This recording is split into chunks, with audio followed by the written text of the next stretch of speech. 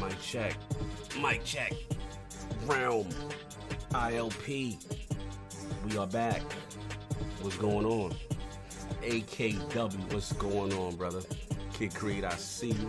Gameplay don't be funny with the ratio. I don't play with the numbers, man. I don't know what's going on, but I don't play with numbers. But hustle and motivate, my guy, always giving me love. Let me see if I can get his name right. PyCon Fusion, what's going on? Mind for Hire, what's going on?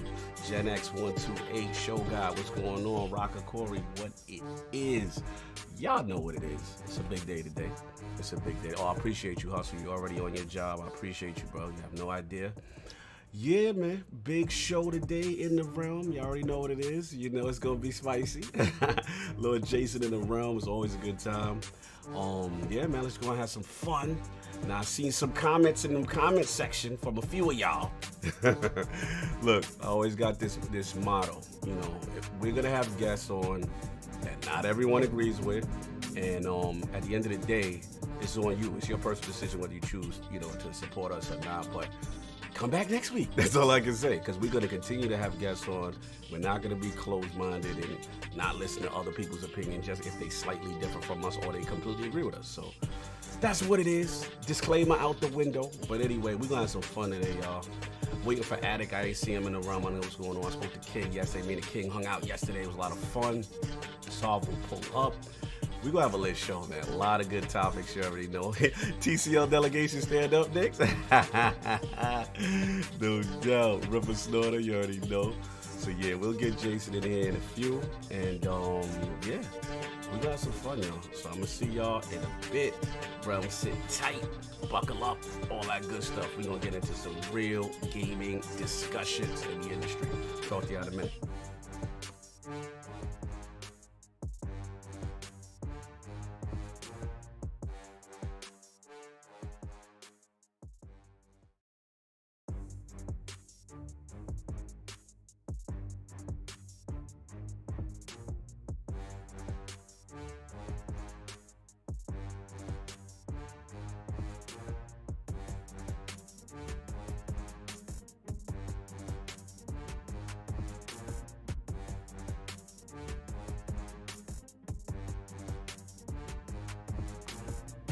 The Otaku Fix. You know I gotta shout you out. $5 super chat. Just showing support. I can't wait to see them Starfield, Xbox Series X, and PlayStation 5. You messy, sir. You messy, sir. But no doubt, Starfield gonna be lit. See you at the finish.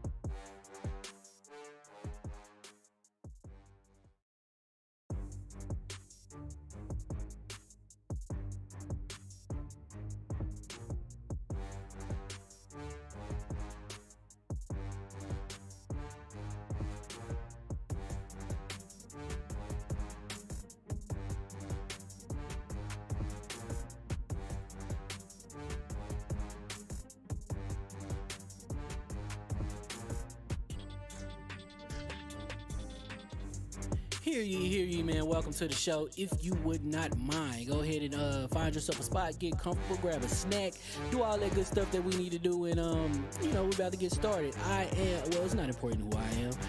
What's important is that you are pulling up to the Iron Lords podcast right now as we speak, and I guess I'm here to keep you entertained until it's time to get this show started. So,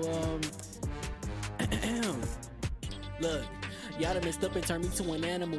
And haters be swearing they real, but come to find out that they really mechanical. And yeah, I be eating these rappers, but that's all a part of me being a cannibal. And they say I'm better than money because you can bank on me being accountable. I know a million rappers that don't want to be on a song with me, that's understandable. I kill a beat and they want to compare me to Freddie and Jason. I'd rather be Hannibal. They be like, why use a video game? Just be original, y'all too dramatical. I know it's random, but I am addicted to flipping the sample and making it flammable. This is that yoga, fire, flame. They think it's arson up in the apartment, they call it department and I get the blame. Still I be running, collecting them rains. You just a target when I'm in the range. I was the hardest to start regardless back when you was messaging people on AIM. Check my vocals, all on Twitter, but I'm anti-social. Love my city, but I'm still bi-coastal. I got nah, let's switch that up. What is you doing? What I wanna do, Don't stop. Nah, that was dope. I'm just Keep that going. Keep that going. Nah, go ahead. Look, I guess you could say that I'm very spoiled. Fit to be your dog, they ain't very loyal. But I ain't gonna hold you, I ain't here to boil you. You ain't gotta say it, I'm embarrassed for you. Always been a nerd, never been a loser. Making Voltron with a gang of cougars. And I'm going places, better tell a Uber. Cause it's pretty hard to sleep on Freddy Krueger. Whew. Let's do that again. Hear ye, man. Welcome to the show. If you would not mind, go ahead and find yourself a spot, get comfortable, grab a snack, do all that good stuff that we need to do, and we're about to get started. It's not important who I am. What's important is that you are pulling up to the Iron Lords podcast right now as we speak, and I guess I'm here to keep you entertained until it's time to get this show started. So, look, y'all done missed it.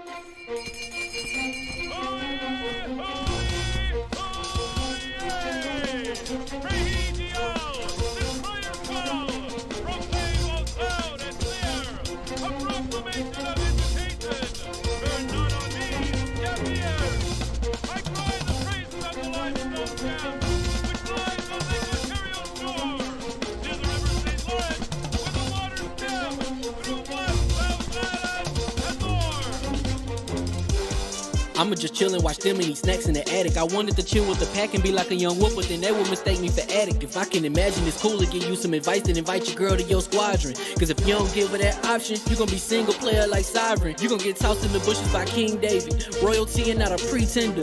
Detrimental to an elemental, what's an avatar to a knee bender? I gotta be me though. I know it's my destiny, word to Cognito. Who cares if you fly, if you still a mosquito? You swear you ain't stunting, but really be Steve-O. You like to collect stuff and that's cool, but I got bad news. Even if you really was that dude, King David still be the king of the statues.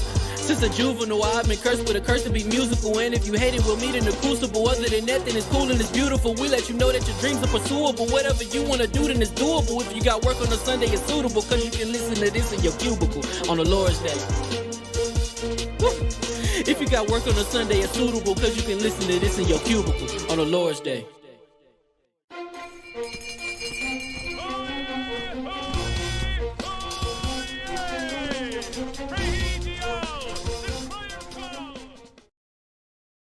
Hot bike. I just did my taxes. My accountant wrote off some of my rent. Hot bike, Jason. Don't want to do you dirty. All right. Yeah. Okay. Yeah. Don't say nothing. Don't say nothing, dude. Don't want to do you dirty. But I live here. Don't put the Social Security out there yet. And we are live. Welcome to the Iron Lords podcast, and also live on lordsofgaming.net. Episode number 209. And it's another glorious Sunday. We're back at the round table on the Lord's Day. I'm extremely excited about our special guest, and we've got PressReset. 20 years of Xbox, 25 PlayStation Studio games, and YakuzaLikeADragon to discuss, so we gonna get right into it. I want to introduce a Lord who, in my opinion, is not only the definitive investigative reporter within our modern era of video games, but whose stellar track record, combined with an empathy for game development, has easily solidified his outstanding reputation in games journalism. Wow, what an intro. We ain't feel finished. Like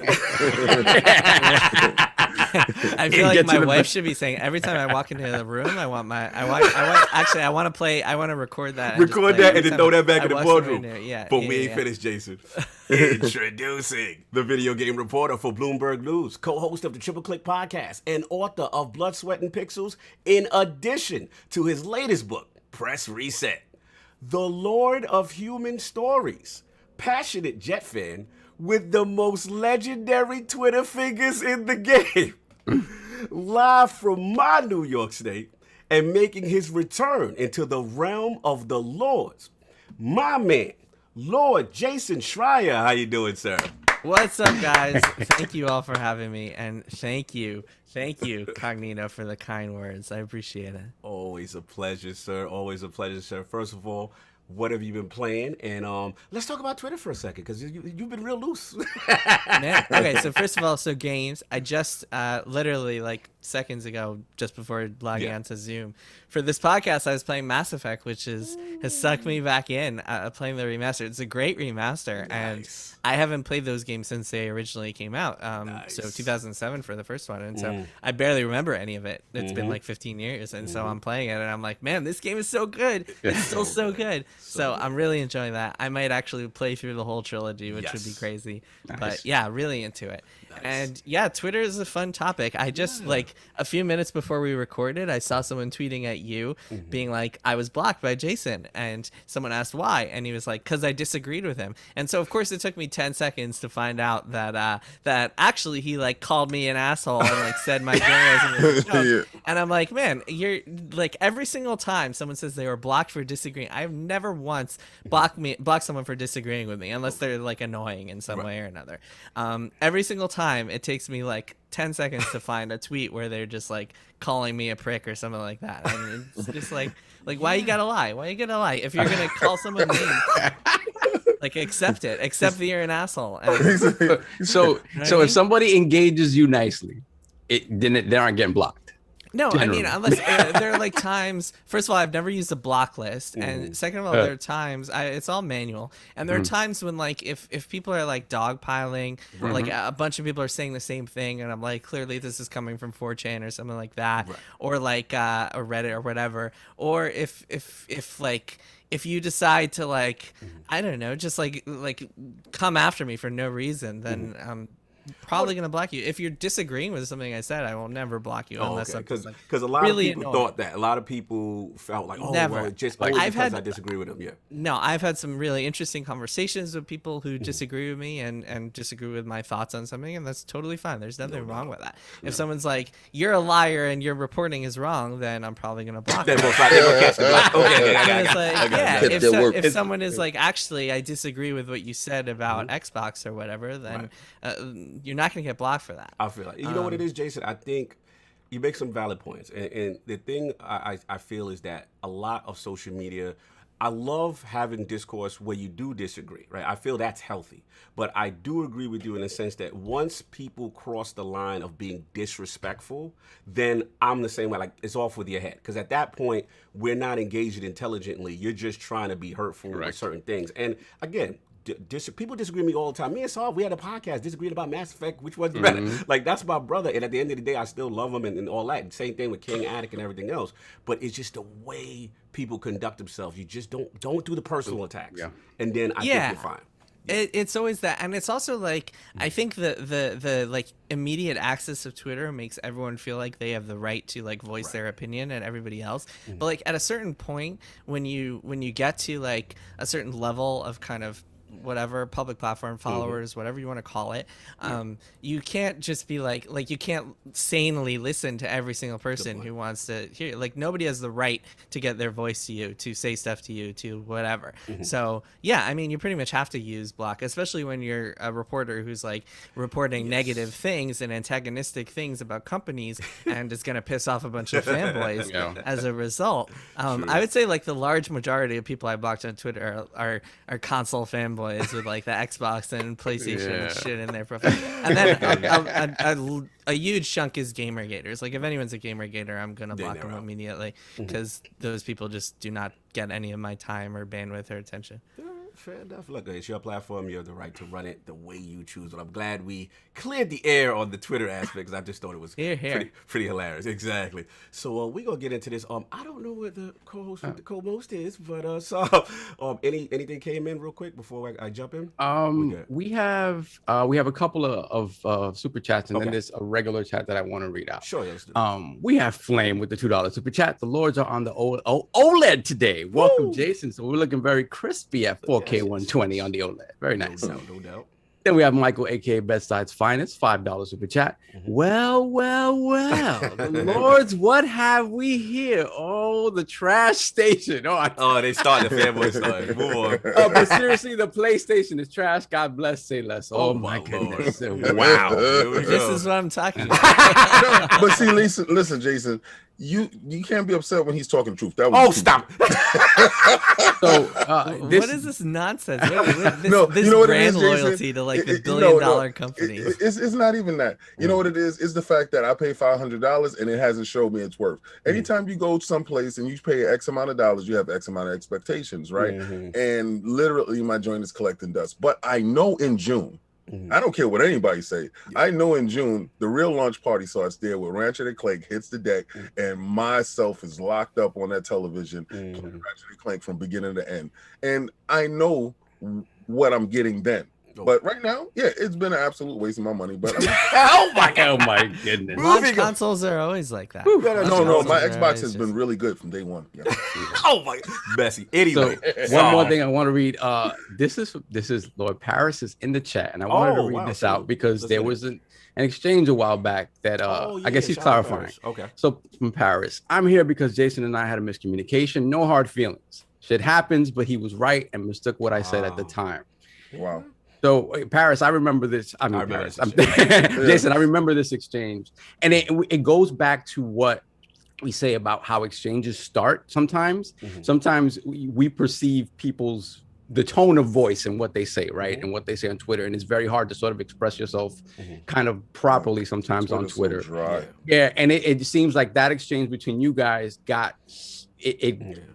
It was strong opinions on either side, and it got heated in a way that felt like it was sort of like, well, this crossed the line. Is that how you felt about that exchange, Jason? Yeah. Paris, we should chat privately. I'm totally this is what I love to see. I think from what I remember, that started because Paris said I had an agenda, and agenda is a very loaded word when it comes to reporting. And I mean, we don't need to rehash it. Paris, let's chat privately. Happy to settle things and clear the air. Because by all accounts, I mean, we have a lot of mutual friends, and they all say you're a good dude. So I appreciate let's that. chat. I want to I'll put a shout out for my man Hogue Law if there's any way that could be fixed. I like Hogue. But then again, just since we're in the spirit of forgiving. Oh my God. Yeah, I mean, so something I should say. I don't know if a lot of people know this, but like I've gotten a lot of emails over the years from people who are like, hey, like I sent you a nasty message on Twitter, you blocked me, I'm sorry about it, can you unblock me? And every single time I will always unblock them. Like I believe in general, like this, it's not because I'm like an amazing person or anything, but like I believe that everyone deserves to grow and change, and like everyone can make mistakes and apologize for them. Like I don't think there's anything wrong with that. And like who among us hasn't has a bad day and like said something they regret? You know what's crazy though, Jason? That what you said right there, most people assume that doesn't happen. Yeah, and I think because it's more private than right. And then so the discourse online is that there's this hatred between you and however many people, whatever, and who knows how many of those relationships have been mended over time. Exactly. But it's weird because because of your sort of stature in the gaming industry, people sort of take that as and I'm generalizing here, but sometimes people say fighting with people on the internet over video game stuff is the way to go, right? And I think here we've sort of made it a point to say no, we need to have conversations, even with people that we disagree with. That's why I like this podcast. That's why I'm here. You guys are chill. I appreciate it. I appreciate it big time, man. It means a lot to us. Thank you so much for that, Jason. Let's get into it because we got a lot of stuff and time. So what's up, King? One more real quick. Stitch, $2 super chat. Where is the trucker today? AKA that guy. We're looking for him. We're putting APP out as well. on that. Let us know. Let us know if you see that.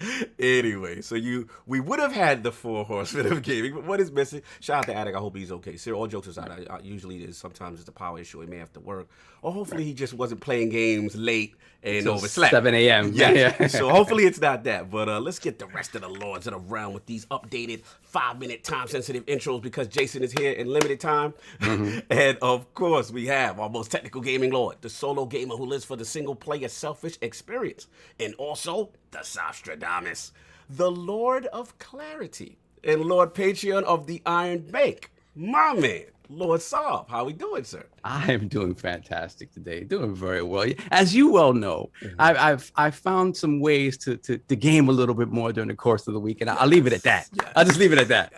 Shout out to the series. So, shout out to Lil Man. Continue. So I've been able to sort of mess around with some stuff during the week. I haven't had a chance to play the Mass Effect Legendary Edition yet, but from all I hear, Mass Effect 1 is still as great as it always has been. I'm gonna refrain from. There's been no change. There's been no changes whatsoever. It was always perfect. Oh God, continue, sir. And beyond that, what's funny? I also threw on the much maligned Assassin's Creed Unity because it has FPS boost. It auto HDR now. Wow, it's just funny to see a game that sort of broke Ubisoft for a while. Sort of come back and look and run like that on a console. Who did that for you? Yeah. J-Ron did that. Jason Ron yes. And that's pretty much it. I played a little bit more of a Village, but I haven't had a chance to dive deep. But I'm enjoying what I've seen so far. Excited to do more of that. No doubt. And of course, we have who I just saw yesterday, the Incredible Hulk of this, aka the XS Gamer. Ooh. The prophet of Xbox, king of the statues, who demands nothing less than that premium experience. It is the leader of the fraud alert movement. Ooh. Beloved Lord King. How we doing, sir? I'm doing fantastic. Fresh off the Collector's Barbecue, aka the Big D Shelf Barbecue. Oh my God. We had so many people out there. First, I want to give a shout out to Cognito for coming through. Yeah, thank you for inviting me. That was fun. I felt 7 years old. Yeah. I got to give a shout out to ATM for hosting it. His collection is beautiful. Kai got a chance to go downstairs and check his collection out. Oh my God, brother, it was amazing. That was like a museum of collections. He had like an X-Men set up, and then he had the arcade co-op. I mean, the coin upright X-Men. That he built himself. Wow. Because me and him was talking in the background on how to build it. Everything was custom made from that cabinet that he did. He's a true pillar of our community. Yes. Everybody was there. Shout out to my salmon burgers being burnt. Sorry for the non-meat lovers, I know. Yeah, but I did get my regular salmon done and everything. But they had their special sauces. Everybody was ribs. Everybody was talking. You had different segments talking about comic books, a video game, and shout out for Cog to bring in the Mass Effects controversy there. Them dudes didn't know what they was walking into. Oh, you brought that to the barbecue? No. I didn't bring which one was better, but what it is you can tell these are it's Jason, like Lord Jason. These guys are hardcore statue collectors. This is King's community. It's my first time meeting a lot of these guys in person, and they're awesome guys. But people don't realize comics, statues, and gaming is so intertwined, and they've been out the game so long. So I started talking about gaming. I'm like, wait a minute, you guys didn't know there was a legendary collection? Like, are you kidding me? So we just try to help them get back into gaming in ways. And then he said, well, they did know about the game, and then they were like, we love 2. Utopia. I forgot about that. Yes. Some fanboying from Mass Effect 2 on my side did happen. It was in his bag. But whatever, they're wrong. Go back to their ribs. No, don't worry. But listen, I help fix that. Don't worry about that. But I gotta say, I love the fact that I've seen so many new people playing this game. Yes. So many. So cool. Beautiful. So cool to see. So this week I was playing Resident Evil 7. Nice. Not Village.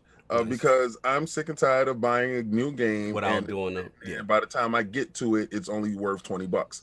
So I'm almost finished. I'm at the end. Okay. I got from the scary stuff to when Resident Evil starts to turn into Bizarro stuff. Like, okay, that's funny.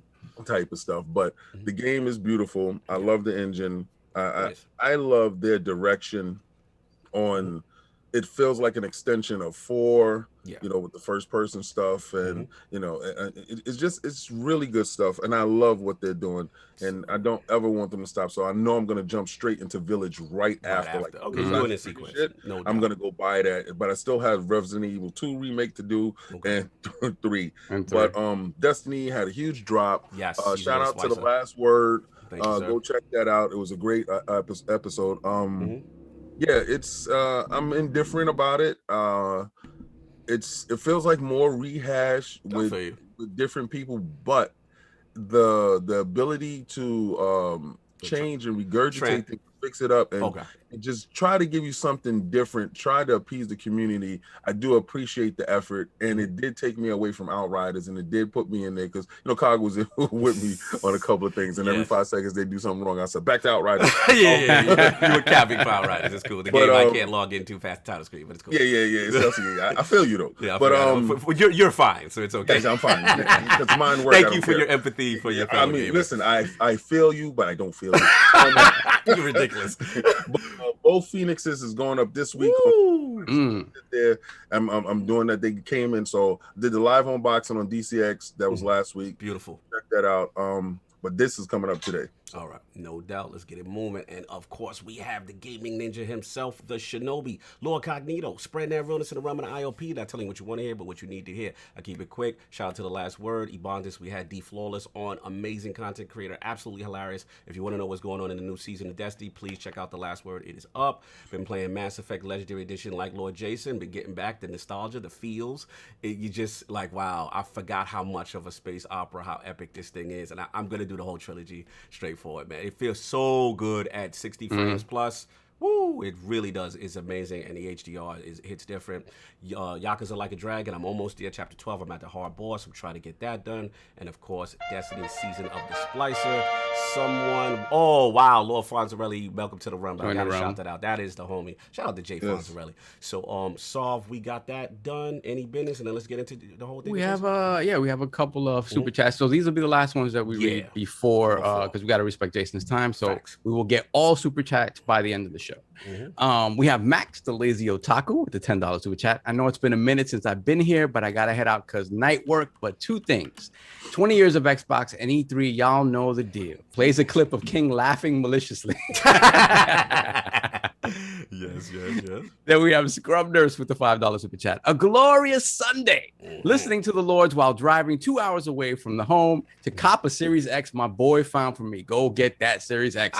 Pairing it with that C10 OLED. Beautiful. Yes, salute. Get that C10 going on, no doubt. Then we have the homie Hustle and Motivate, $2 super chat. Can we get an ILP/triple click crossover? I love triple click. I love it. I love it. Maddie and Kirk. Kirk and Maddie gonna be like, who are these crazy guys?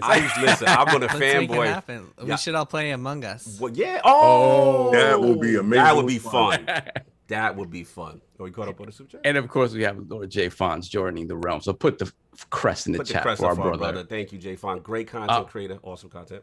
One last one. Sure. Eric J. with the $5 super chat. What's up, fam? Have a good show. Often when dudes get blocked, the first sus thing they say is, I didn't say anything that bad. Little angels. Yeah. Every time. No. I'm just trying to keep the peace. I just called him a prick. Like, what did I do? Yeah, it's like... I just said his journalism sucked. I mean, that's a big deal. It's like Paris said, the receipts are out there. Always. They're always out there. Whatever you say on the internet can't come back. And like I said, Cognito's about the peace. So we're just trying to bring yes, people sir. together. That's what it's about. But salute to EJ. I feel what you said. Look, let's get into it. First of all, who just pulled up in the realm, doing overtime, doing LordsOfGaming.net's own Daniel May, a.k.a. Gondor's Condo. How you doing, sir? Let me make sure your mic is good. I'm doing great. It is an honor to be here. I got Blood, Sweat, and Pixels on my left, PressReset on my right. I'm ready to do this. Oh, he's ready to do it. Love it. What's up, Daniel? I liked your piece. I enjoyed your piece. Thank you very much. You got blessed by the legend just now.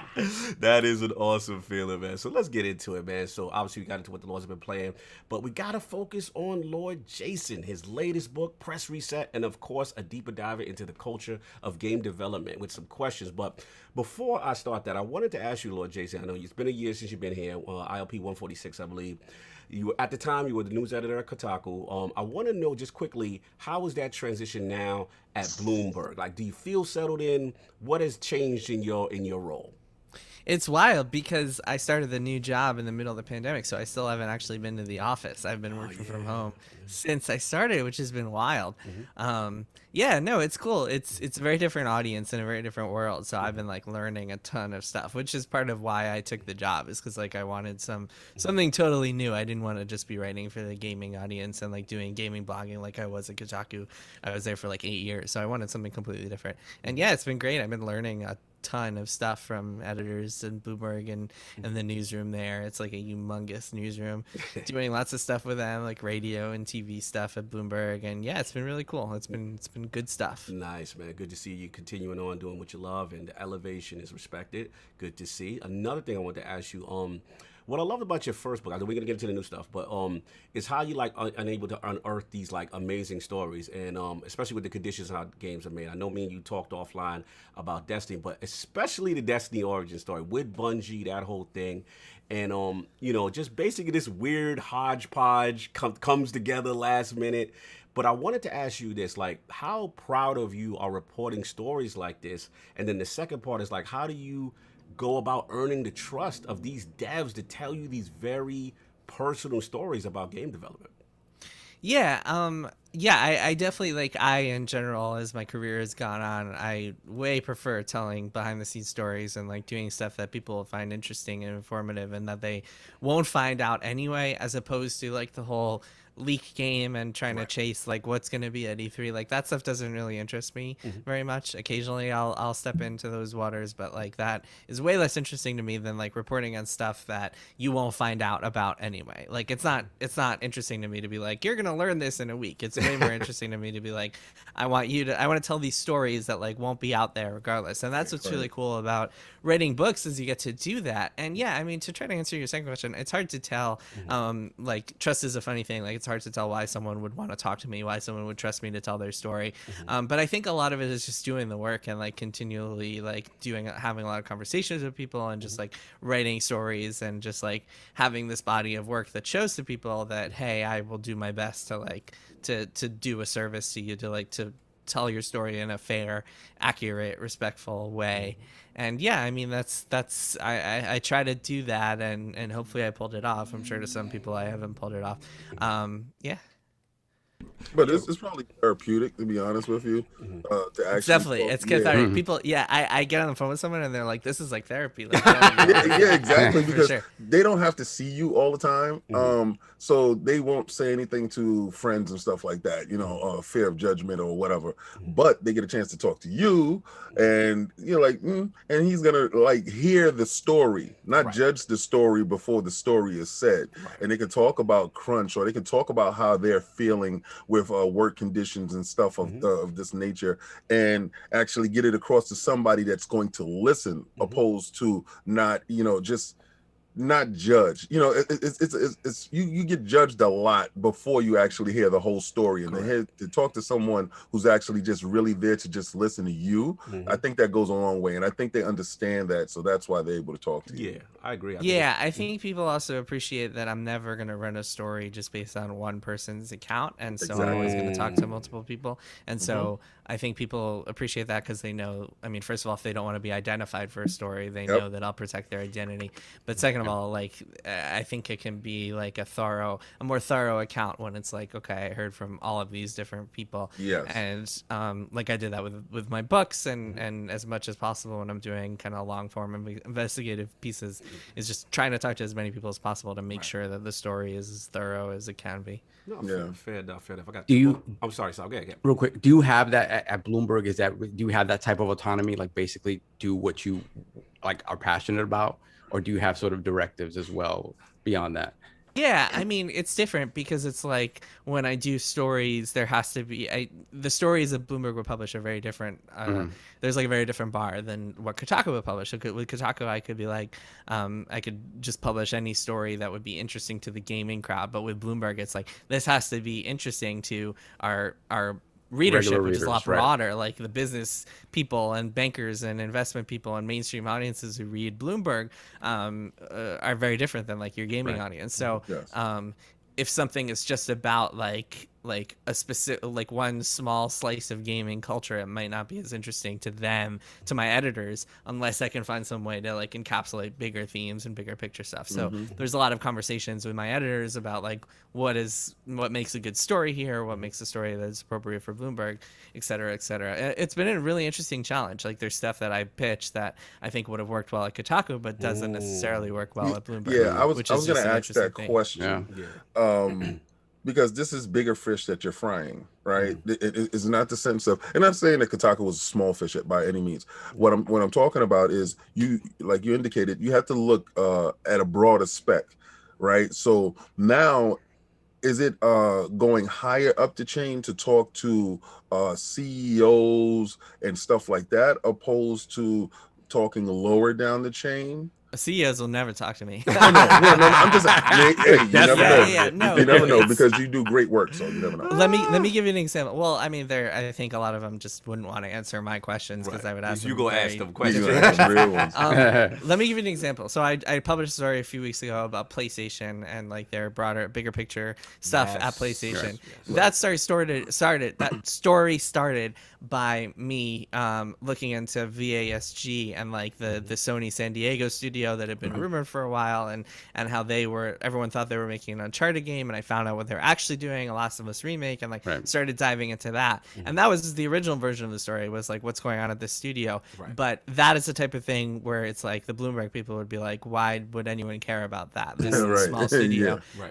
That like, and I'm like, well, a lot of people like thought that they were doing Uncharted and there were rumors, and they're just like, no, it needs to be bigger picture. So I zoomed out and like incorporated a lot of other like PlayStation stuff into that, and so it became like a larger like zoom out at the organization. So there's a lot of just like zooming out and looking at the big picture. That's what I'm talking about, as opposed to like interviewing higher people, which hasn't really. I mean, we have people who interview CEOs and talk to them around fiscal quarters and stuff, but yeah, I do have the autonomy to just kind of pursue whatever stories I want, which is really cool. No, that's awesome. Which I very much appreciate. Yeah, that's awesome. I got two quick ones, and then I'll open it up. I know Lord Daniel May's got some great questions. We'll get his in as well. I want to play devil's advocate. I want to be on the flip side. Yeah, so hit me. I clearly have no problem with your reporting, right? But some friends of mine have said, they argue with me. They say, Lord Jason, crunch is normal. That's a part of the business.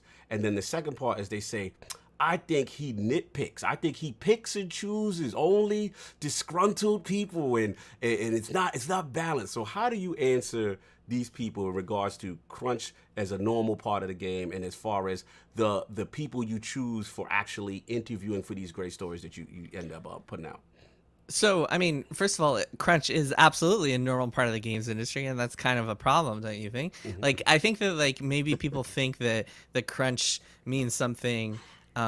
Means just like working overtime, and it's just like, oh, I work my overtime at my job and it sucks, but I do it. But like the biggest difference in the games industry is, first of all, it's usually not paid because people are on salaries. They're working office jobs where you're like putting in all these hours and you're not getting paid for it. Second of all, it lasts for months. It's not like a couple weeks to finish the game. It could be like months and months of overtime on end. Third of all, like if you're doing that too, then that sucks and your job should be called out as well. But anyway, that's all besides the point. By the way, my new book, Press Reset, is actually totally not about crunch. It's about volatility in the games industry, which I think is a way bigger problem. Absolutely. But to answer your second question about disgruntled employees, that is something I'm very cognizant of. And yes, absolutely, like people who are disgruntled are way more likely to talk to a reporter. But I always try to talk to people who aren't disgruntled. And in fact, I heard a couple of weeks ago, because there was some like drama around 343 and a Halo Infinite developer. I heard from someone reached out to me and was like, hey, I want to talk to you. I've actually had a good time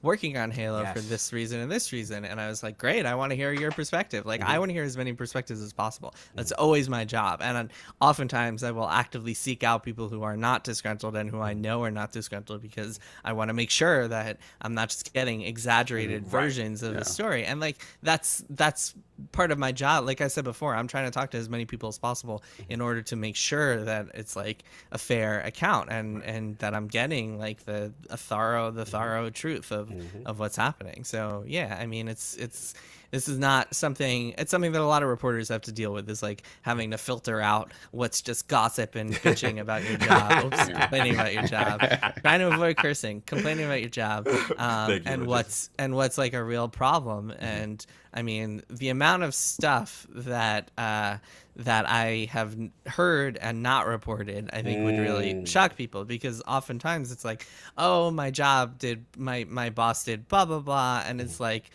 there's a lot of stuff that's just like personal complaints that wouldn't go into a story, and part of my job is to like filter out what is like the bigger picture here, what is the real story here. So yeah, I mean, it's a way more difficult. I think people just kind of like people who don't do journalism just kind of assume that it's like, oh, well, this guy, some worker who was disgruntled, like went and complained to him, and then he just turned it into an article. But it's so much more complicated. And like, they out here snitching, man. They out here running to you, just telling you. I'm just joking. Yeah, man, it's a lot. Reporting these stories is a lot. I like the fact that you gather a whole bunch of stories, and then you can actually follow a common thread when you hear multiple people talk, and they can give different accounts of the same instance, so you can really get down to the truth. Because people will always say something from their perspective to make themselves look good, and then if you hear multiple accounts of it, you can actually get to the middle part where the truth is lying right in between.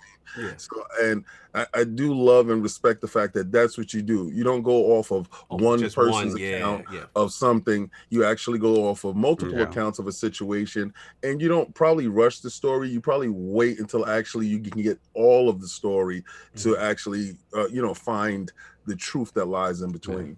Yeah, it's why I was frustrated a couple of weeks ago when King, your Xbox Army, decided to because I had tweeted about this 343 guy. I was going to talk about that 343. Yeah, and he then walked back his comments, or at least said they were taken out of context or whatever. But everything he said in his original message, whatever I saw in Resetter, the translated version of his message, all of that was 100% true, because I had been hearing the same things from like almost a dozen, probably more than a dozen other people who have worked at 343, because I've been working. I mean, I'm not made it a secret that I've been very curious about Halo Infinite, and I've been talking to a lot of people who worked on the game, and everything he said about like the tools being in progress and the vision constantly changing, that is all 100% true.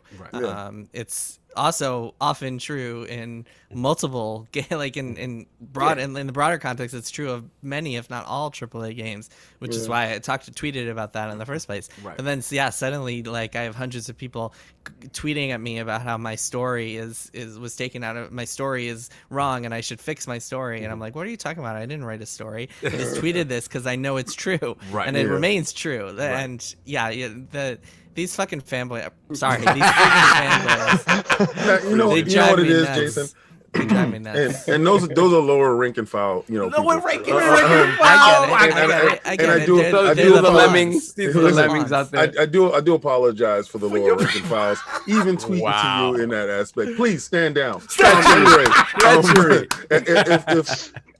Listen, when it comes to something that they have hopes on, because a lot of these dudes bet on these horses and they expect these horses to win, and they put all their eggs in one barrel, and when you're like, oh, Halo Infinite is, and they don't want to hear anything wrong with their picture. They always want to hear a rosy outlook to it, and that's not exactly how it goes. And we all understand where it is and where we hope it to be. Right. Not everything is going to follow that same path, but to tweet at you and harass you, that is not, you will never catch anything, like from me bothering anybody about stuff. Half the time, I'm that's just posting. because you're a good guy, unlike most they out of control. But no, it's funny because it's like it's I read it though, and I was like, oh, that sounds like it's really true, and in my head, what you wrote, like, not being there, not knowing it, I'm like, yeah, that sounds really true.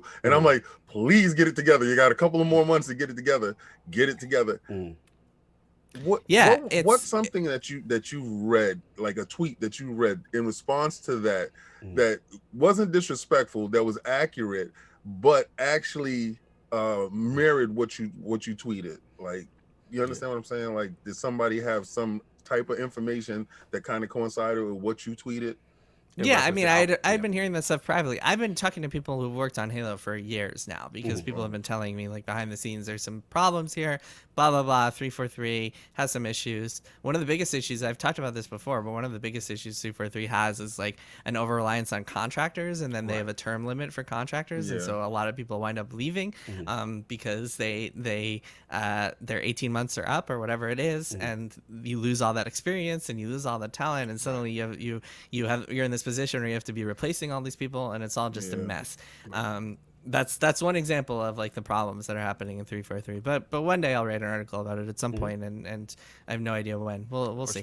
But to your point earlier, by the way, about, like, people just wanting, people just killing the messenger for delivering bad news. Exactly. It happens every single time. And, like, I always see this there's this, like, belief in, like, positivity, and I actually think that can be super toxic, because positivity and just, like, wanting nonstop, like, hey, we're all on the same side here, like, hey, gamers, we do it all for you, that can be used to mask a lot of the real problems that are happening and a lot of the abuses that are happening. So last year I was reporting a lot on CD Projekt and Cyberpunk, and the tone suddenly changed like after the game came out, because, like, when I was reporting on, you like, was getting killed when you were reporting. I remember. I was reporting on some of the issues they were having, the crunch, and so on, and it's just like people go after me because they don't want to believe that their precious CD Projekt would do anything wrong. And then suddenly Cyberpunk comes out and it's bad, and suddenly I'm getting a million messages a day from probably the same people being like, investigate Cyberpunk, what happened here? They can't have that both ways. They can't have that both. They can't attack you for exposing something about their beloved release. And then now it's like go deeper into It's the same thing with Halo. It's just like people are looking for, like, I think that, like, a lot of gamers just have played too much Phoenix, right? And so they believe that, like, they can find a contradiction in everything that's said on the internet, and, like, if they find the right evidence, they'll be able to. They like think that life is like a video game, and so when I tweet something that is like, this is exactly what I've heard, and the guy comes out and walks it back and says it was taken out of context and that he doesn't want it anymore, then there's, like, suddenly hundreds of people are like, oh, it couldn't have been true. This guy is walking it back. That's what I was gonna say. People don't think twice about, like, I wonder why a former employee of a company who said something that blew up all over the the something that was interpreted as negative. I wonder why, like, that wouldn't. And I feel bad for that guy. Like, his comments, I haven't talked to him, I haven't heard from him or anything, but I do plan on reaching out to him at some point. But like his comments got blown up all over the internet. I feel terrible about that. But for people to blame me for sharing it and saying I have heard the same thing from multiple sources, right? It's preposterous. I understand what you're saying. That's a good point. And people were acting. The most insane thing about that whole scenario was the number of messages I got from people saying, "Hey, you should fix the article," and being like, "Hey, I didn't friggin' write an article. You just retweeted." I would not be writing an article about what one person said. I would be writing an article about what many people said. I would not be writing an article about this one guy without reaching out to him and talking to him myself first, or at the very least getting my own translation. What I did was tweeted it and said, "This sounds like every other AAA video game," which is true. You know something, Jason? What people, it really drove me nuts. The way that was people a hot acted. one. I'm glad we addressed that, because you know what's funny? It's this, because that's a journalist, people. Okay, he's a journalist. I'm a provocateur. Right? So love it. love I it. tweet out stuff, and I will tweet something about something I heard from somebody. Right. He will gather sources because he went to school, he put in the work, he did all of that stuff. He is a journalist. I feel it. Me, I'm looking for a reaction. I am a provocateur. Respect your honesty on what you're doing, Because kid. somebody told me the other day, like, "Oh, I look to you to be a journalist." I said, "Excuse you?" Oh yeah, I did see. Yeah, you're right. You're right. Yeah, you're right. Look someplace else. Yeah, look somewhere else. Look somewhere else. You're out of your mind. No, I'm glad we clarified that. I'm so because I did want to talk about that. It was a hot button. Yeah, issue. I just saw someone in the chat saying that this person reached out to me. That is, again, not true. This person did not, the guy who, the concept artist did not reach out to me. I imagine he reached out to people who actually wrote articles about this, not the guy who tweeted saying, this sounds like what I've heard and what the rest of the AAA. It's just nuts to me, like how many people just like believe this complete misinformation. Often it makes me wonder if just like social media and the internet was just a massive mistake, and that like we should not, human beings are not meant to be this connected. There's pluses and minuses. I agree with the mistake part completely. I know Saul agrees because Saul doesn't use social. I feel it's how it's used. This is another discussion, but I do understand the points that there's a nastiness to it. But then there's sometimes where it's positive, where awareness is brought to a situation that a lot of people didn't know.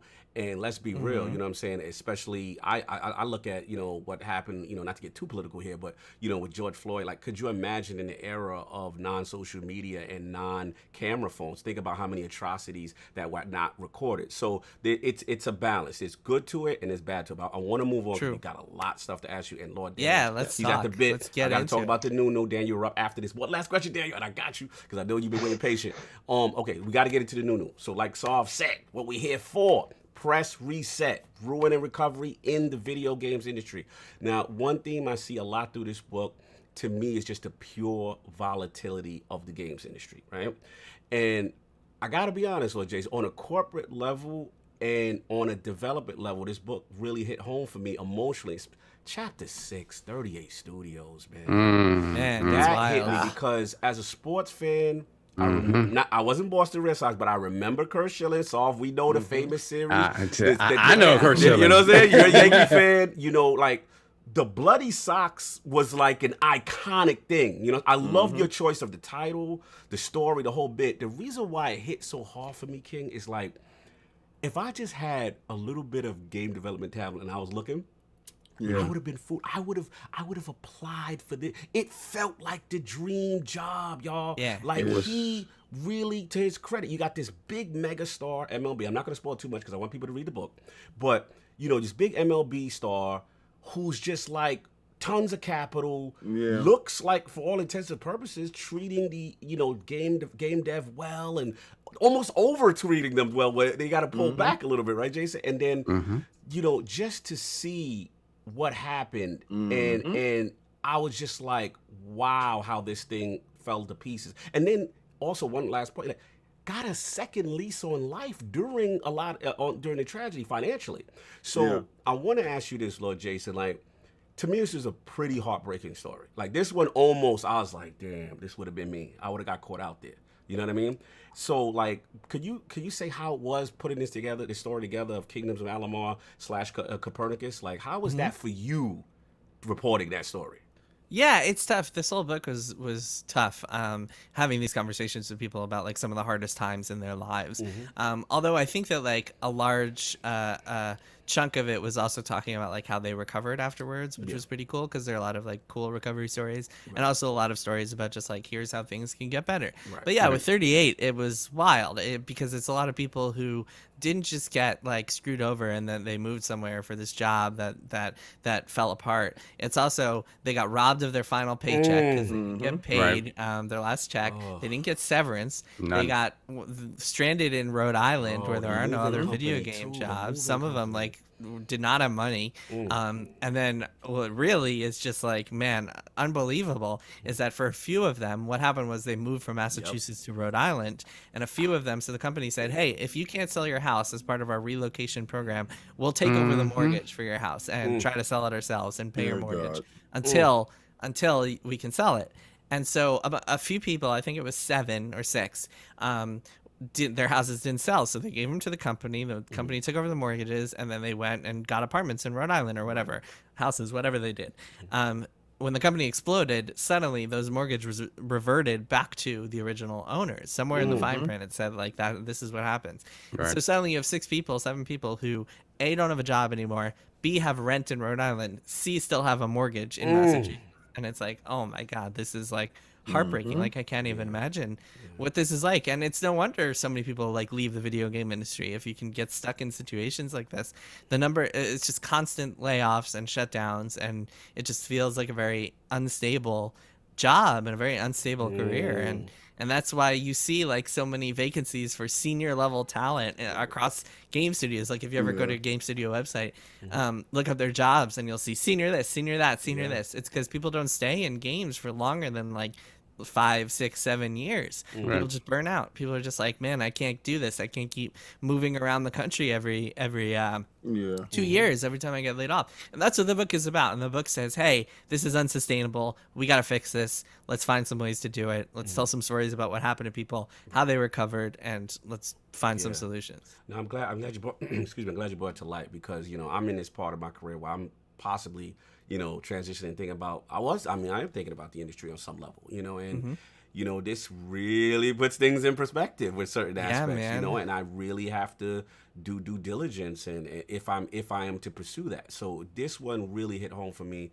It was like, that was probably one of the closest I came to tears, because some of the stories were just really tough. But I thought I knew the story until I think the scariest part about this is that when you go through all the stories of the book, the through line that you see is that it doesn't matter if you're this super well-renowned auteur in the gaming industry. If you've been around forever and you're super well respected, it'll still chew you up and spit you out. So imagine someone just coming in out of college. Imagine someone just getting into the industry for the first time, like you might be doing, Cog. It's a scary thing where it doesn't discriminate. Yeah, it doesn't matter. I mean, you could leave one situation thinking, I mean, in his book, he's even had scenarios where a person leaves one situation thinking it's going to be a sinking ship, to thinking that something's more promising, and then the same outcome happens when they move. But enough about that, because I want to get Lord Daniel, man.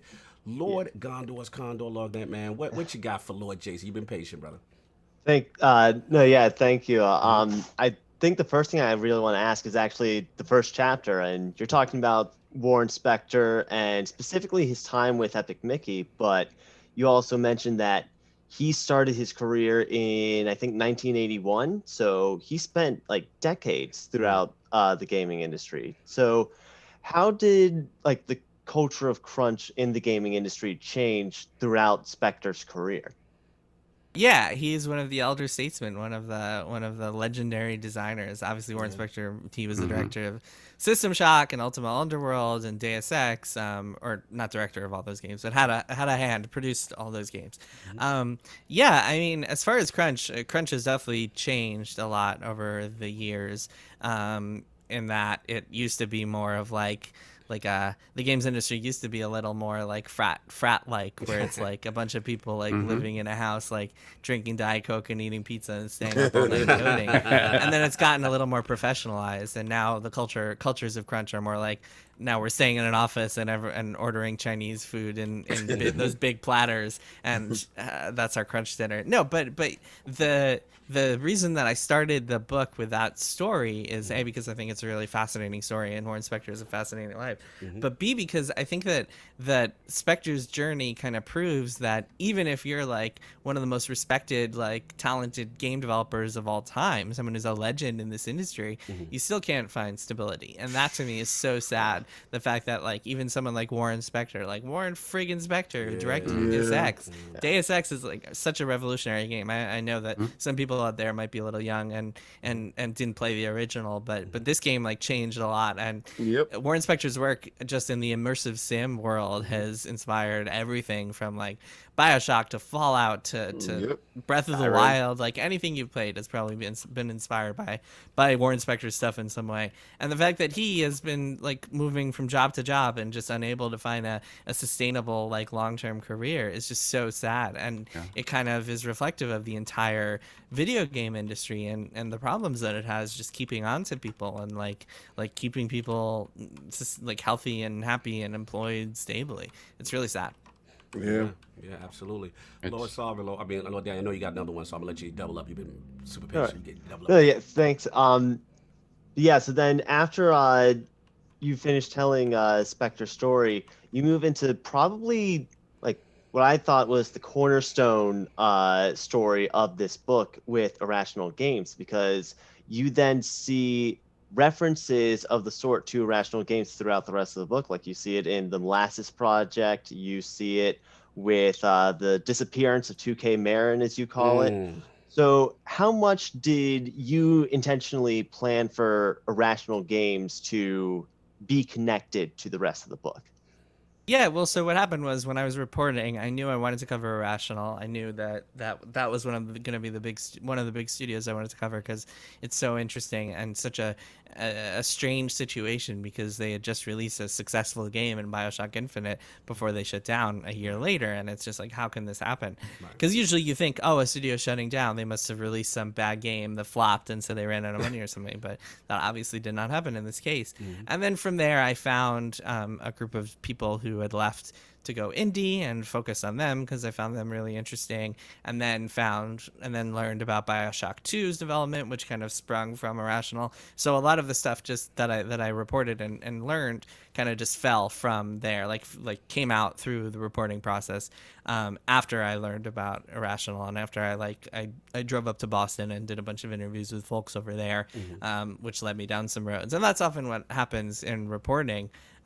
For anyone out there who's interested in just the behind the scenes of journalism, is usually you're like talking to one person and you say, hey, who else should I talk to? And they'll say, well, I'll talk to this person and this person and this person. And it can lead you down some really interesting roads as long as you're just willing to talk to as many people as possible, which is my favorite part of the job. So I'm always willing to do that. Yeah, that's awesome. That's awesome. And I was gonna say, shout out to Lord Attic too. Glad to make it, Lord Attic. How we doing, sir? Look, man, I've been here this whole time. I know. I apologize for missing you. Yeah, my bad. But glad you can make it, sir. Regardless of razzing you a bit. But I want to open it up to Solve King if they had a question before we get Attic back in. Yeah, one question that I have for you, Jason, is when you look at when you explore certain possible solutions to sort of end the volatility or at least lessen it somewhat, is there a thinking on your part? Because I've argued a lot on the podcast that modern day gaming, especially AAA gaming, or in any aspect of creating a game, is so tightly wound and so tightly sort of connected to the money aspect of it that the art is always going to suffer. Right.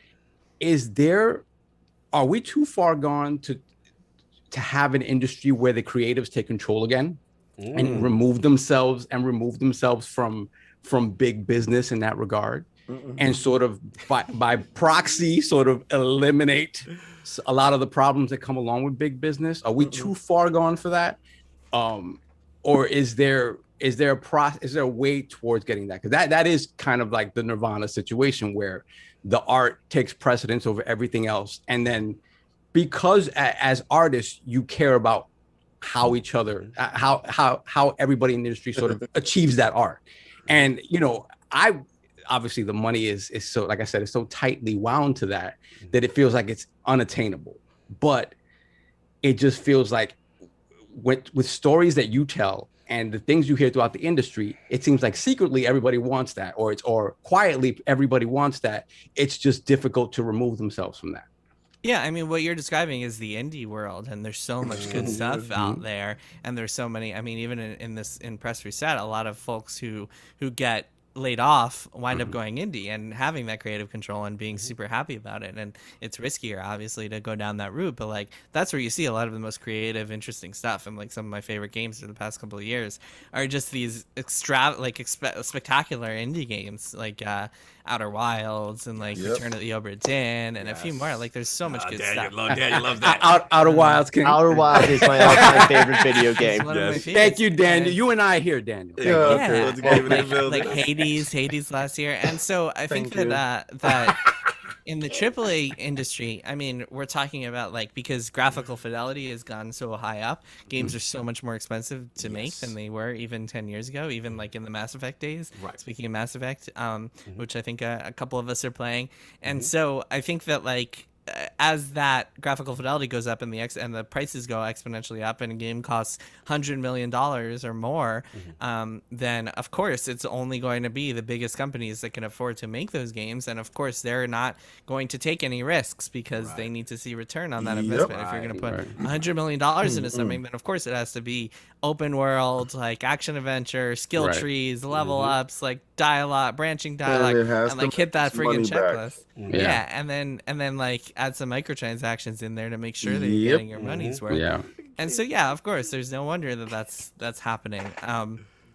Even with that, you still see some cool creative stuff. I mean, like Nintendo is putting out every single year some of the most interesting like artistic games, and they're a pretty big company that is definitely concerned about money. I don't think they've discounted any of their games since like the Bush administration. But it's there's always going to be that line, and like there's never going to be, unless someone wins the lottery or something, there's never going to be a AAA game that is entirely artistic driven because the amount of money at stake is just too high. I mean, unless we see like a world where gamers' expectation for like graphics goes down, that's always going to be. I think that's happening now. Yeah. Well, have you seen? I think that's people are more happening into stylized stuff. Yeah. But even that is like games can be so expensive if you expect like a certain level. But of what I've fidelity. noticed, like with engineers and stuff, they're finding ways to lower that bar. I mean, to give you that same fidelity, like, with machine learning and stuff like that, and the AI, interlacing, they're trying to lower the bar of the resolution and all this other stuff, but give you the same fidelity, but also get back to where we was at, like 60 frames per second, and an artistic vision that everybody wants done. We all want the artist to be in total control. You don't really want that. It's a monkey. You see what happens with like irrational games. It's one of those things where it's like you need artists that have business know-how but are cognizant of the realities of a developer and care about that, as opposed to like the big company that's like, we just care about money, right? But there's always chains of command. There's always somebody that is controlling, like the manager and the producer.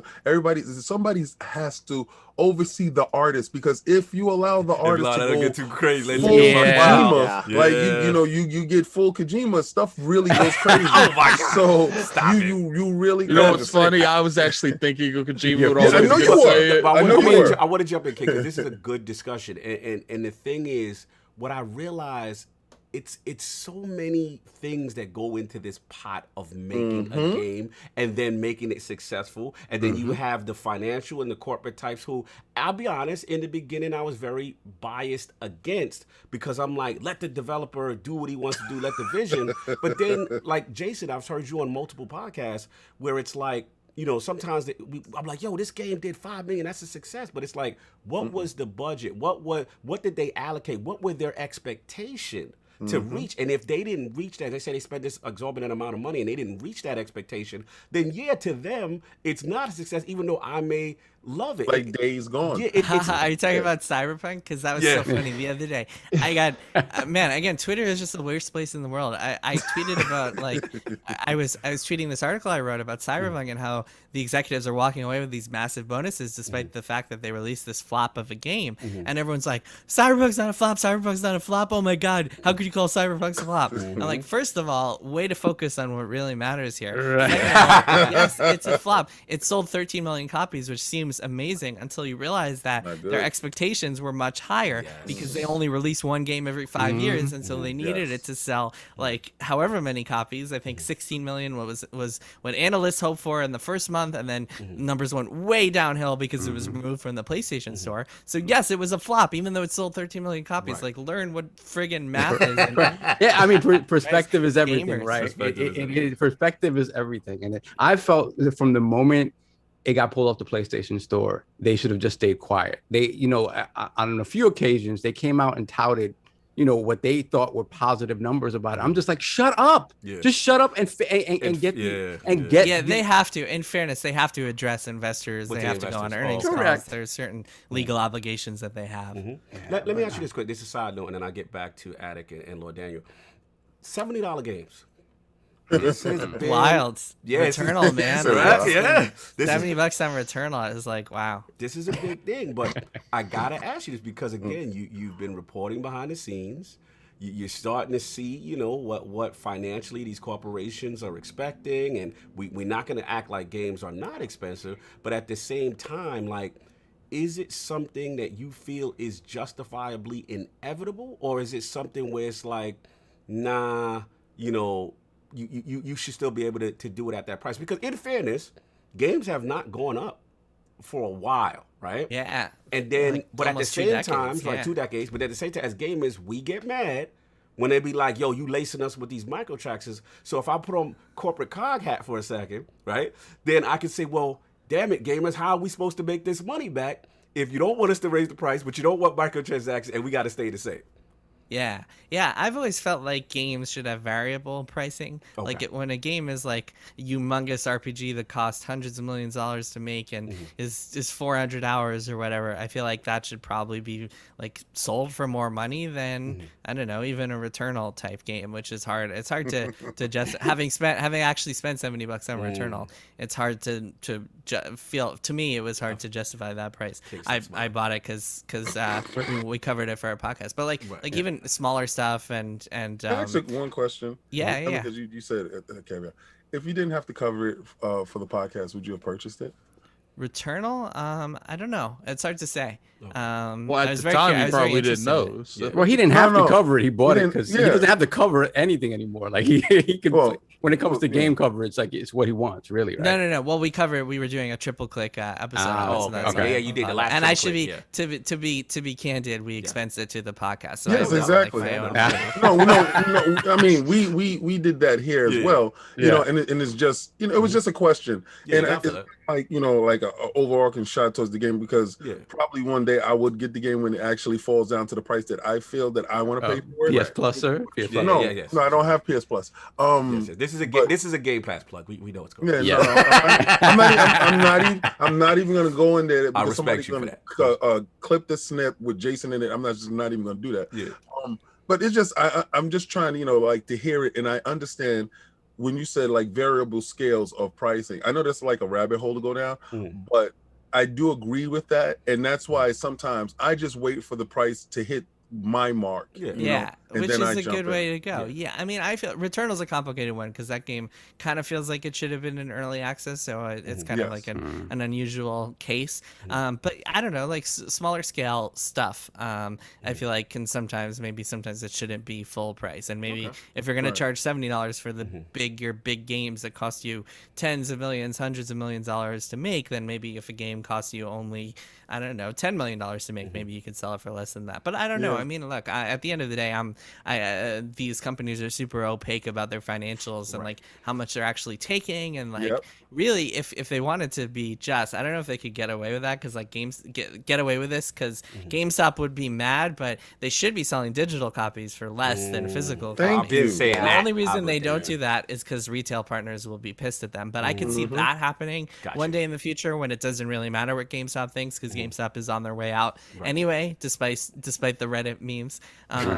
But yeah, but I could see like a company like, so especially Sony, Microsoft, Nintendo, who own their own stores, and so they don't have to pay any cut when they're selling their games on their own stores. Right. They could sell their own games at a discount and do really well, and I think that would be useful for people, because they're saving so much money. A company like Sony is making so much more money when you buy a game digital than they are when you buy it physical. Like it's apples and oranges there. But yeah, no, pricing is an interesting thing, because it's like it seems like the games industry is making more and more money every single year. The last stat I saw was $180 billion in 2020. And it's like, where's all that money going? Because it's not going to the developers. And then you look at the amount of bonuses. Somebody brought a yacht. On the got to get addicted. VA just bought a new plane. Yeah. Exactly. Wow. Right? So real quick on the subject of monetization there. Is there like, if you look at the situation with Ubisoft now, where they're committed to making more free-to-play games, is that a positive way to monetize that at the same time also alleviates some of the industry-wide volatility that you were talking about in the book? Whereas if you create a game that requires that much work on it, that's going to be a living thing that's supposedly going to live for a decade or whatever or more, does that sort of alleviate the volatility, or does it also add to all the other reasons why the industry has been volatile with the crunch and stuff like that? I think it can, and I think that like what you used to see back in the day was, okay, we just finished this game, we're paying for 200 people at our studio, we don't need 200 people, so let's lay off 100 of them. Nowadays, because there's always going to be more work to do after a game comes out, there's always going to be like patches and updates and games as a service, quote unquote, especially with these living games like The Division or whatever other free-to-play stuff. I guess The Division isn't free-to-play, whatever free-to-play stuff Ubisoft is doing. Heartland, that new thing. I think that, yes, absolutely, it can prevent layoffs. Ubisoft is actually pretty good about not laying off people in the first place, because they get a bunch of tax credits for the number of people they have employed in Montreal. There's always a reason. There's always a reason. So it actually can be cheaper for them to keep people employed than to not, like as long as they're hitting those thresholds that they need to hit for the government, sweet government tax credits. We got 200. That's right, 201 bytes. Well, I mean, at the end of the day, shout out to that governor for keeping people employed. Sure, yeah. Shout out to Quebec. But yeah, no, it's I think the diversity of games is a good thing. I think clearly there's like enough of an audience out there for every type of game, mobile, free to play, whatever. Maybe not Facebook games so much anymore, but like there's clearly that audience, and I think it's smart of Ubisoft to do that. I know there were a lot of people freaking out at the thought that like Ubisoft, oh my god, Ubisoft is only going free to play, but it's pretty clear, I thought, that they're also making AAA games. Like the new Assassin's Creed is going to be probably bigger than all the other ones combined, and like who knows? But they're clearly like still in that world. They're making Avatar, they're making a Star Wars game, like they're doing all this stuff in the future. Still new Far Cry and whatever. So I think them also like not putting all their eggs in the AAA basket and also trying to do smaller stuff, free to play stuff, I actually think is a super smart business decision. And yeah, to answer your question, I think it can help people stay employed if there's always stuff to work on. So let's get Lord Addict here, because I know you got some questions. You've been out. Lord Addict, man, you're right, man. What you got for Lord Jason? First off, I want to say I apologize, Jason. Okay, look, to be fair, this is Mass Effect's fault. For being late. For being late. To be fair, no worries, man. It's Sunday. You're allowed to be lazy on Sundays. No, it's beautiful out. No, he's not. To be fair, I do blame Mass Effect. Oh my god, Addict's World. Look, I played Mass Effect till like 8 or 9 in the morning. And I told you, I knew that. I said it's one of three things: blazing games, power loss, or working overtime at the job. It's one of three things. Continue. I was like, at this point, I might as well just stay up for the podcast. And I ended up going to sleep at like 11 o'clock. I had an alarm, but my brother came in here to check his email, and his phone was dead, and he took it. Oh, my God. He took my phone. Time on your excuses. Your questions for Lord Jason, sir. One of the questions I had is, love the book. Was there any of these stories that you started writing that, when you were writing at first, it just kept getting worse and worse for you, and you was like, there's some real issues over there? Was there any of those stories that surprised even you writing? Good question. Yeah. So first of all, the way that I approach things, just to nitpick a little bit here, is actually to do all or most of my reporting first before I even start writing anything. So like usually I'm having like dozens and dozens of conversations with people before I even start writing anything, and then I'll write it all in one like block of time, like a 2-month block of time, and then I'll be like, okay, time to fact check, fill in some blanks, like edit, whatever, and that's the rest of the process. But yeah, no, definitely Big Huge Games, that story in there, I think a lot of people know 38, or at least know the basics of what happened to 38 Studios, but the Big Huge Game story, and especially since they're the ones who actually made Kingdoms of Amalur, that story I think is shocking. And like what happened to them with Epic, I won't spoil all the details in case people are out there want to read the book, but that story is mind-boggling, and I still can't believe everything that happened there, and highly recommend everyone read that chapter because it's really wild. But yeah, no, that sort of thing, definitely. Any of the stories, the way that I kind of talk about it in the book is that like there are humane shutdowns and layoffs, and then there are inhumane ones, and the humane ones are like, okay, we're shutting down the studio, but like we're gonna try to find everybody jobs elsewhere in the company, bring them out to a job fair, get other companies in here for a job fair. We're gonna give everyone severance, like we'll pay them for 2 months even after the studio closes, so they can have like a little bit of a runway while they're looking for other stuff. That's like a humane way to approach this. And then there are cases like 38 Studios, like Telltale, when the company just straight up runs out of money and is so irresponsible, run by such irresponsible people, that instead of like shutting down 2 months earlier and giving everybody severance, they just say, goodbye, see ya, we're shutting down, everyone's laid off, nobody's getting paid anymore. And that, like, to me is inhumane and just like the most painful, like excruciating, like, man, it's tough. It's really tough. And hearing some of those stories was really tough. Yeah, that was brutal. I would definitely, again, very emotional. Bloody socks. I get your. I tell people all the time, get to that, man. Yeah. Lord Daniel, let's get you, man. I know you. Yeah, man. And for all, I talk about this in the book, but like, just to hit a point, because I know there's some people out there, I don't know among you guys, but I know there are definitely people out there who are skeptical of unions. And I think that the thing about a union is that like it's not something that can save everything. It's not something that will cure all the industry's woes, and it's not even going to stop a studio from shutting down. Like if a studio runs out of money, it runs out of money. But if you have a union and you have like a contract that says anyone who's laid off has to be paid 2 months of severance, no matter what, or whatever it is, right? Then if you're the manager of Telltale or 38 Studios, instead of like running the company into the ground, trying to find money until the last possible minute, and then screwing everyone over because you couldn't find money, instead you would have to shut down your company 2 months earlier and give everyone 2 months of severance, which would have been the responsible thing to do, instead of just like holding out hope for like, I mean, it's Kurt Schilling. He thought he could do everything. He had the bravado to think hubris he could pull this off. But like if he had to shut down in March and give everyone 2 months of severance, it would have prevented a lot of lives from being just totally upended and really, really damaged. And a union could have done that. And that's one of the things that I explore in the book, is like the protections that a union could offer for and unions are certainly not perfect. They have their flaws, but that is one area in which they could really help, and just having a contract in place for workers could really be successful. I absolutely agree. And I love how you balance the thought process. Not the end all be all to save everything, but it could have been a protection in this case, again, with severance. It helps. Yeah, absolutely. Lord Daniel, continue, sir. Yeah. This isn't the question I was going to, but just to like put myself into this section of the conversation, I remember reading that last chapter, and I almost had like I had to realign what I was thinking about, because I'm so used to reading just all these seemingly short stories about video game development from either your books, your reporting, but then this last chapter, you turn it into like this argument of, we have this problem in the industry that I just spent the rest of the book outlining. Here are some legitimate options that we can at least explore.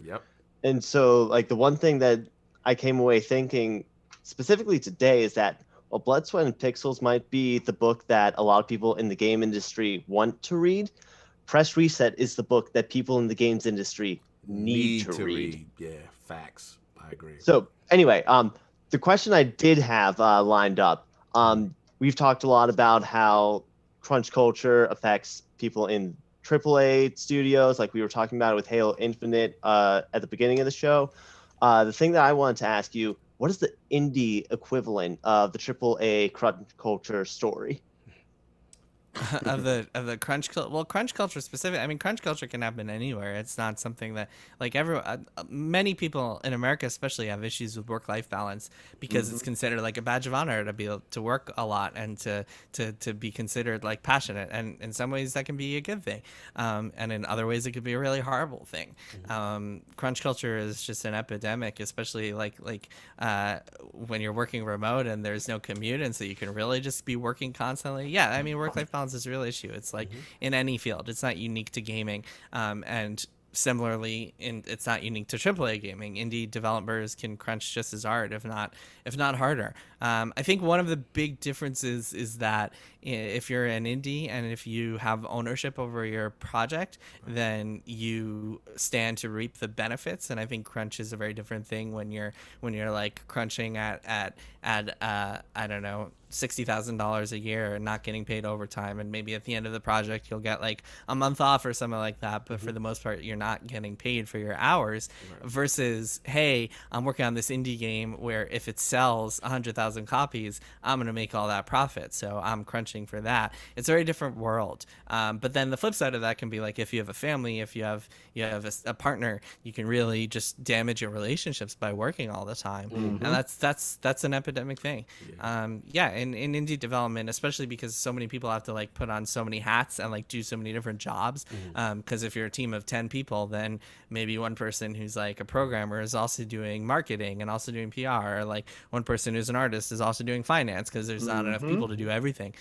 So you can wind up just working your ass off, and it can be really tough, but the benefits can be worth it in the end. But again, I mean, this is something that like I think crunch culture is really complicated and nuanced, and I don't think it's as simple as like, oh my God, you're working overtime, that's bad, because it's so much deeper than that and so much more complicated than that, as opposed to the volatility that I talk about in PressReset, where it's a little more cut and dry. Like this is an epidemic issue, and the fact that like it's so hard for people to maintain a job long term at a single company in the games industry is really a massive issue. And like if you ask people, if you say, hey, why did you leave the games industry? Because there are a lot of people who have left the games industry.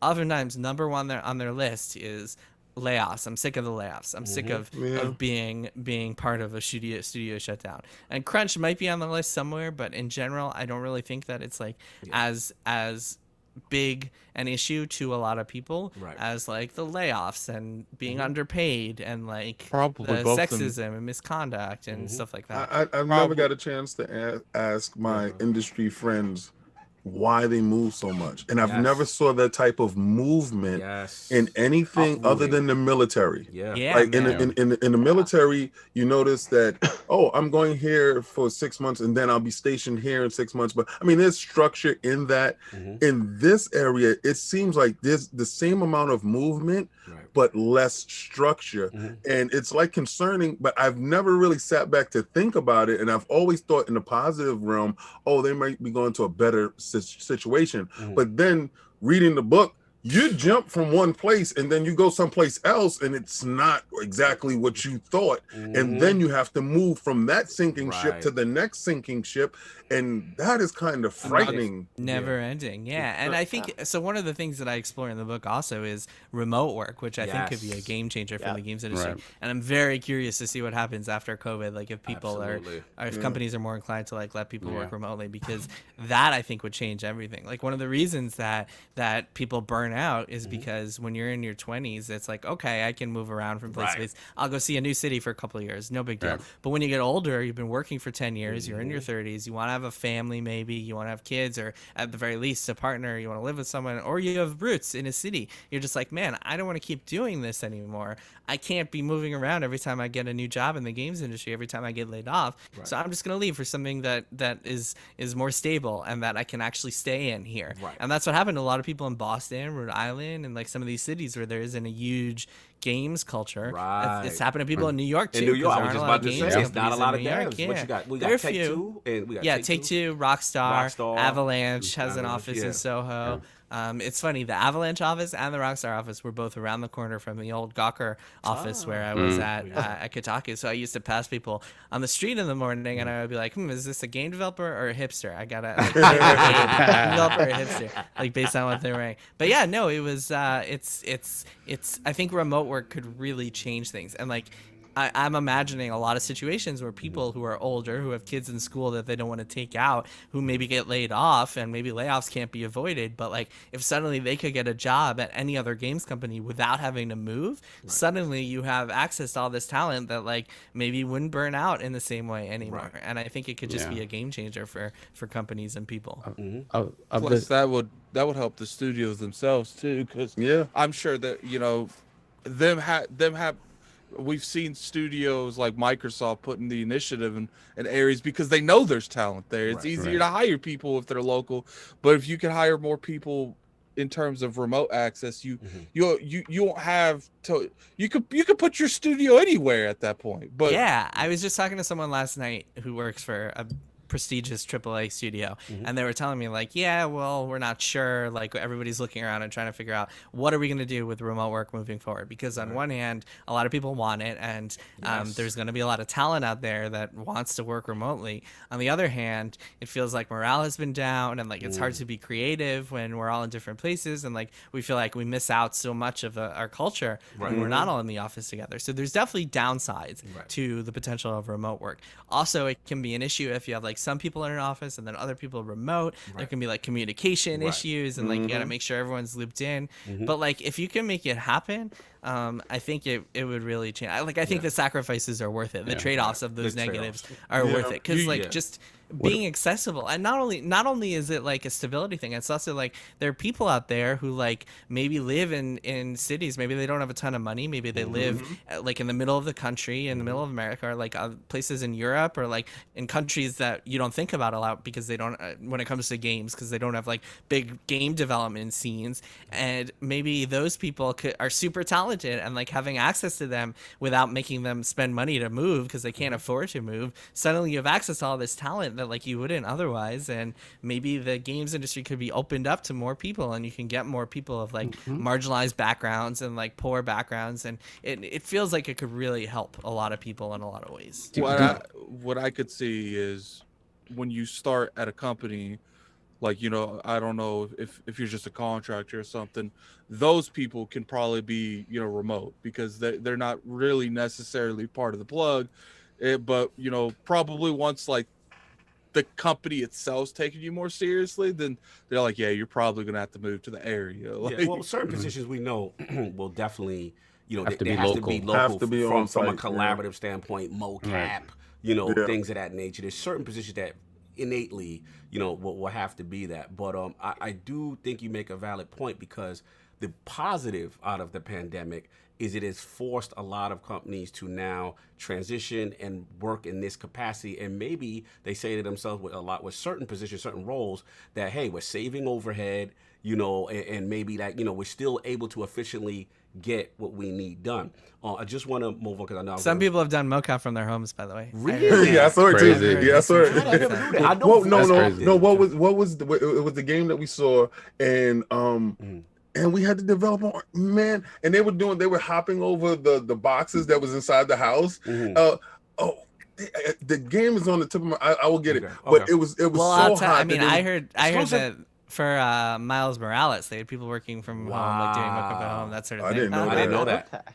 Yeah, that's amazing. Probably a lot of AAA games that have come out over the past like year, because nobody's been able to, especially especially games that were coming out at the end of last year. So like we're in product, they were being finaled in like the spring of last year when nobody went anywhere, and everyone was like, what the hell's going on? Everyone's sanitizing their packages. Like at that point, really nobody was trying to go to mocap studios. So I think a lot of people just set up their own, like, we're like, all right, well, this is long term, we got to do stuff at home and figure out how to make it work. But I do have one quick question for we got to respect his time.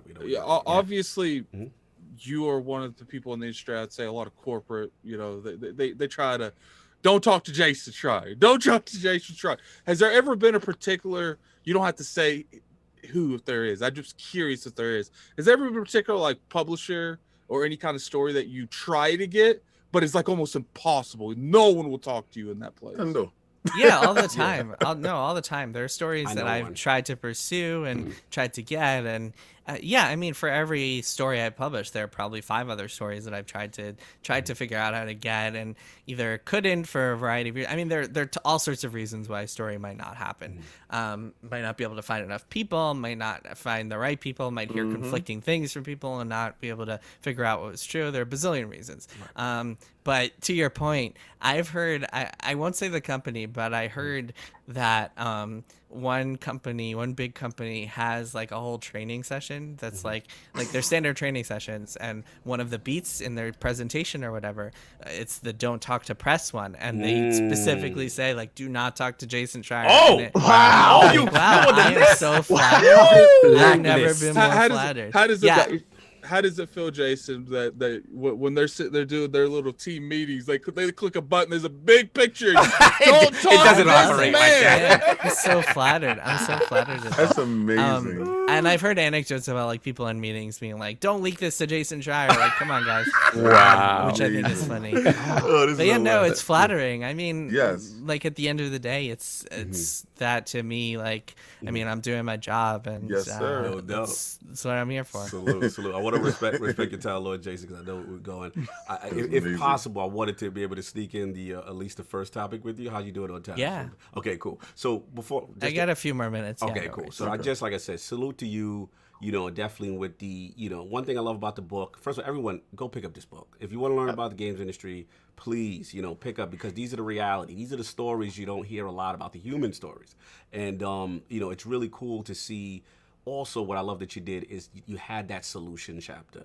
That's the biggest part. Yeah. I mean, it's always great to highlight whatever issues that's going on, or to go into detail about issues and problems and stuff like that, Right. and the human nature side of it. But then, at the end of the day, you should have thoughts and solutions. And I like the fact that he does have thoughts and solutions to make it better. how to. Yep. Yeah, For anybody that thinks Jason is suggestions. just the person that throws Just the rock talk and doom hides and gloom. and It's hides all- his hands. It's all crunch and doom and gloom. That's what they say. Yeah. And the reality is I just want to hurry up because we got to keep on the time. But the reality is there's so many great points made.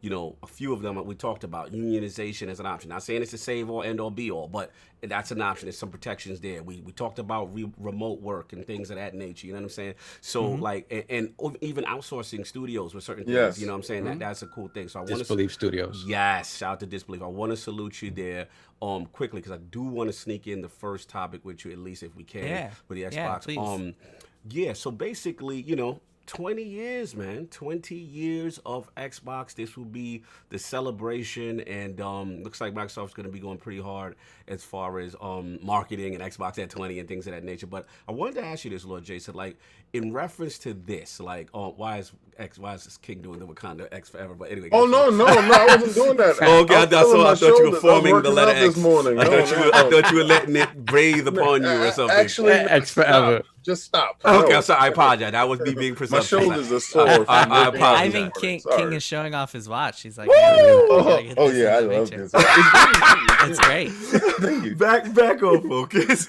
So, Lord Jason, what does that mean to you? For number one, at 20 years of Xbox, and then number two, to Addict's question, because he wanted to throw this in, side kind of funny because we brought up Halo Infinite a lot this podcast. Does Halo Infinite need to be a Game of the Year candidate for you? So a 2-part question. Yeah. 20 years of Xbox, it's pretty cool. It's like it seemed impossible back when it launched that Microsoft could come out and compete with the industry titans. Although I guess PlayStation hadn't been around that long, but it still felt, because they had Final Fantasy and Metal Gear, and it felt like they were really dominant. And obviously Nintendo had been around forever. And yeah, it's cool that Microsoft has stuck with it and done all this cool stuff in games. And it feels like Microsoft now is in a stronger position than they've ever been in because of Game Pass, and I think a lot of people are just waiting for the other shoe to drop on Game Pass. It's gonna happen here because it just seems too good to be true with the amount of stuff you get for that price. When are they gonna raise the price? What's the catch here? What's the When catch? are we Yeah. gonna get the catch, right? but yeah, they're in a good position. I'm not a huge fan of like the consolidation and buying every studio, and just it feels very like monopoly like, which I'm not a huge fan of. But yeah, Xbox is in a good place. It's which is great because like competition is really good, and it's where everything is healthier when all three of the big console makers are doing well. I think it makes things way better. It makes companies have to compete and have to like keep up with one another. Like I think Sony, for example, is going to be forced to compete with Microsoft when it comes to Xbox Game Pass, et cetera, et cetera. So yeah, I mean, I think it's really cool. It's good to see. It's good to see that Xbox has been thriving, and I think Phil Spencer has done a really good job shepherding this thing, and by many accounts seems like a good boss and a good guy to be running this company. So yeah, I think Xbox is in a really good place. That said, yeah, I mean, I think that they're still kind of struggling with their software development for a variety of reasons.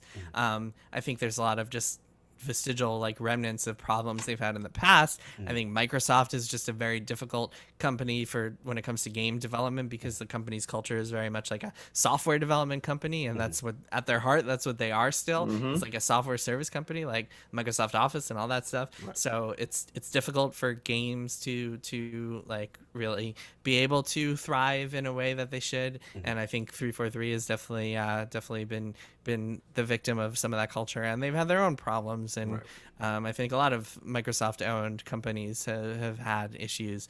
As for Halo Infinite being the game of the year, or game of the year candidate, I don't think should it be. I mean, will it be? I don't know. Who knows? Who knows at all? The thing is, I've said this before, but like when it comes to AAA game development, every single game seems to have the same problems. It's like our tools suck, like our leadership couldn't stick with the direction, like we all crunched, all these issues, like all these standard issues in game development. And then the line between all of those problems leading to a failure and a masterpiece is just like razor thin. A masterpiece is just razor thin. For every like Cyberpunk, there's a God of War, which had many of those same issues, but somehow they managed to pull it off, and they made this incredible game. So with Halo Infinite, like I don't even think, even right now, if you ask people on the game, I don't think they would know the answer to like, is this going to be a great game? Because I think it's very hard to tell until you're at the end of things, and it's like, okay, this is shaping up. Okay, this is not shaping up. I think it's going to do really well. I think it's going to be cool. Hopefully it's great. I certainly hope so. I want it to be awesome. I'm happy it's coming to PC. As for Game of the Year candidate, I don't know. I mean, that question, I don't think the concept of game, this is a whole nother conversation. I think the concept of Game of the Year is asinine, because like games are so many like there's so many different types of games, and almost looping them all together as video game feels like it doesn't make sense anymore.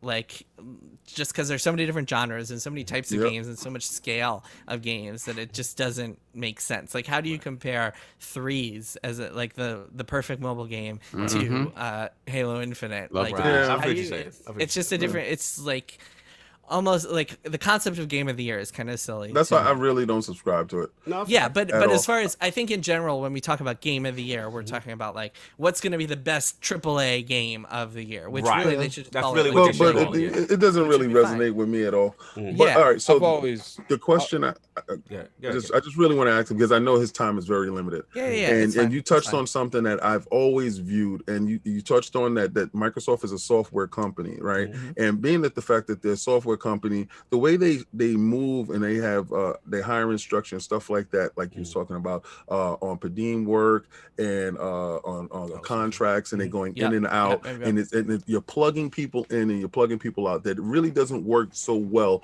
in the game industry and making games. Whereas Sony is they come from a movie background, they come from different type of structure, and they actually like watched and mirrored Nintendo stuff early on, and that actually grew their stuff. I remember them in the beginning. My question to this is Microsoft acquisition of Bethesda more important to Microsoft's gaming as far as the culture that was at Bethesda? Because we always, every time we went to E3, it seems like Bethesda always knew and always had that culture that Microsoft needed. As far Do as you flair, think, the way they present everything, their products. you know, I always thought this stuff was really, well done as far as games and promotion and how they do it, just flair stuff, just the culture. Do you think that culture would transfer over to Microsoft in this acquisition? And I know we talked about remote stuff, but just for the people that's on site, that get a chance to live and breathe inside that environment. That's a good question. I think Microsoft traditionally has, when they publish companies, they let them be kind of autonomous, and they've said they're going to do that with Bethesda. But like you look at like Skype and like LinkedIn and all these other big companies that Microsoft has published, they're generally just kind of left to do their own thing, and so there isn't a lot of like culture, like merging and like people getting to know each other and stuff like that. It kind of feels more like it's a bunch of different entities that just all happen to be owned by Microsoft. So far, that's what we've seen with gaming. Sorry, go ahead. No, I was gonna say, just to push back a little. We've had a lot of Microsoft studios on. We've had Obsidian on. We've had Compulsion on, and Undead Labs, right? And one of the things that I thought was promising, because I've always been a fan of Sony, I feel their strength in the sense of collaboration from studios, right? And I think in the past, maybe say during the 360 era, we didn't see that a lot, right? But one of the stories that we're continuing to hear when we spoke to Obsidian and the narrative team, and we spoke to these guys, like this cross collaboration where they may say, hey, hey, Rare, you guys do water well, right? Let's get you in there. Hey, Obsidian, you guys did this great thing with narrative. Let's get you in.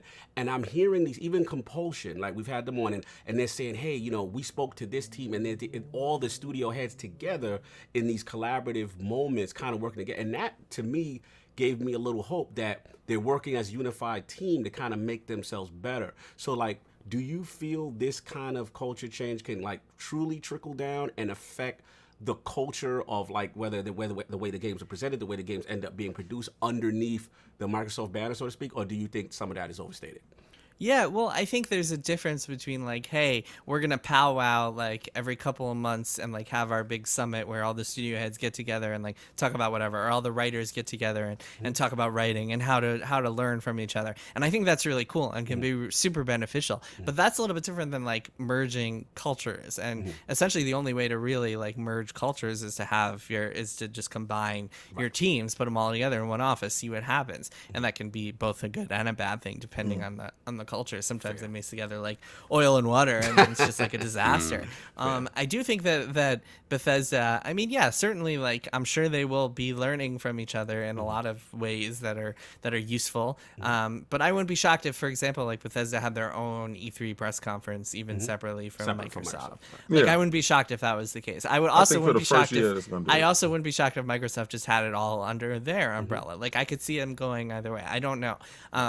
I think it's still very early in this kind of relationship, and I'm very curious to see what happens. You want to see how that marriage work out. You want to see. Yeah, I mean, and also part of it is that like we're still in the middle of COVID, and like, people can't really get together in person as much. Anymore, so that kind of changes the idea of like what a culture is anyway, because like culture over Zoom calls is very different than culture over very true. And when you're in the office together. So yeah, I don't know. I'm very curious to see what happens. Very true. So look, we gotta respect your time. Any final question for anyone, Lord Daniel, anyone, because we gotta get him out of here on time. The man has to enjoy his days, Sundays. Work hard. I gotta go back to Mass Effect. Exactly. Man. He did his book run. He did everything. Any final questions for Lord Jason from the panel, from the round table? I mean, Jason, what do you hope to accomplish with this book? Well, I mean, I just hope that it informs people and people like reading it and come away from it feeling like they've learned stuff and been entertained and informed and interested, and hopefully give some more thought to like playing games and the cost it takes sometimes to make them. I think it's kind of like a secondary hope after that is that like some people in decision-making positions read it. Some executives, some people who are actually studio heads, and say, hey, wait a minute, like we need to make sure that this doesn't happen to us, and we need to do something about it. But first and foremost, I just want to make sure readers out there, like your average person who is like, whether they're a fan of games or not, just like finds the book interesting and enjoys reading it and comes away from it feeling like they've learned stuff. That's my main goal. Absolutely. We love what you're doing. Again, must read material. If you're a gamer, it's absolutely must read material. again. Thank you. The I appreciate legendary Lord Jason Schreier of Bloomberg News, rocking out back in the realm, man. It's always a pleasure to have you, and I love that we have real discussions, real talk. Nothing's off the table with you, and I love that aspect about you, your transparency.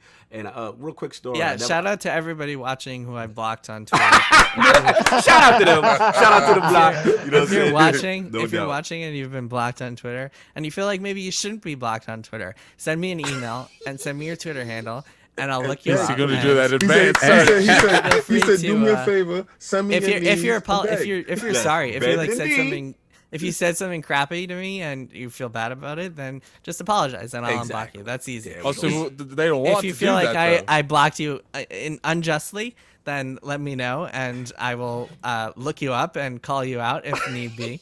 But yeah, I mean, And look, then we can work things out. At the end of the day, maybe I don't make this clear enough to people. Maybe I should, but like I very much believe in second chances, and I do believe that They people gotta- deserve the chance to change. I don't believe that everybody deserves a chance to like get to interact with me on Twitter and like get my ear. I don't believe that everybody deserves my attention, but Thank like you. if you feel like I did you wrong by blocking you, then let me know and we'll chat. He said, hi, hater. Shout out to all the people who say, "Hey, you blocked me for disagreeing." disagreeing, with you." yeah. And then in 10 seconds, I look you up and like you just the called receipts. me like Oh. the most horrible thing. You're just like, Jason, you dirty Jew. I'm like, Oh my whoa. God. I'm like, oh, Oh, that's not disagreement. You're going to Every get single time, blocked. every single time, like just happened an hour ago. No, It's respect. every single time. No, I respect you for that. And again, like I said, that is a cool way of handling it. And one thing I never told you, so I got to tell you before you went out, is because I used to have, like I said, these discussions with people like, oh, well maybe he's dick picking or whatever. And I never told you this, but the year that we met, I believe that was you still Kotaku, it was me, Solve, Addict, and we met you with Met Steve outside Totillo, of that. Deej, Yeah, outside. It's like the E3 we meet you, right? Right. Yeah, man, E3. God, I miss it. I so miss much. it. I Yeah. miss it so much, brother. It was so cool. But one thing I never told you this is in E3, remember how you have the different halls? You had the one that had the cafeteria, the big stuff. Well, it was that one. And I was just sitting there minding my business. I was eating my little sandwich. And you didn't even realize, like, you were two, like, tables away from me. And I'm not going to put out the person who you were interviewing. But you were working. I seen the investigative journalism in action. You were very respectful. They were talking to you. And the way you handled it.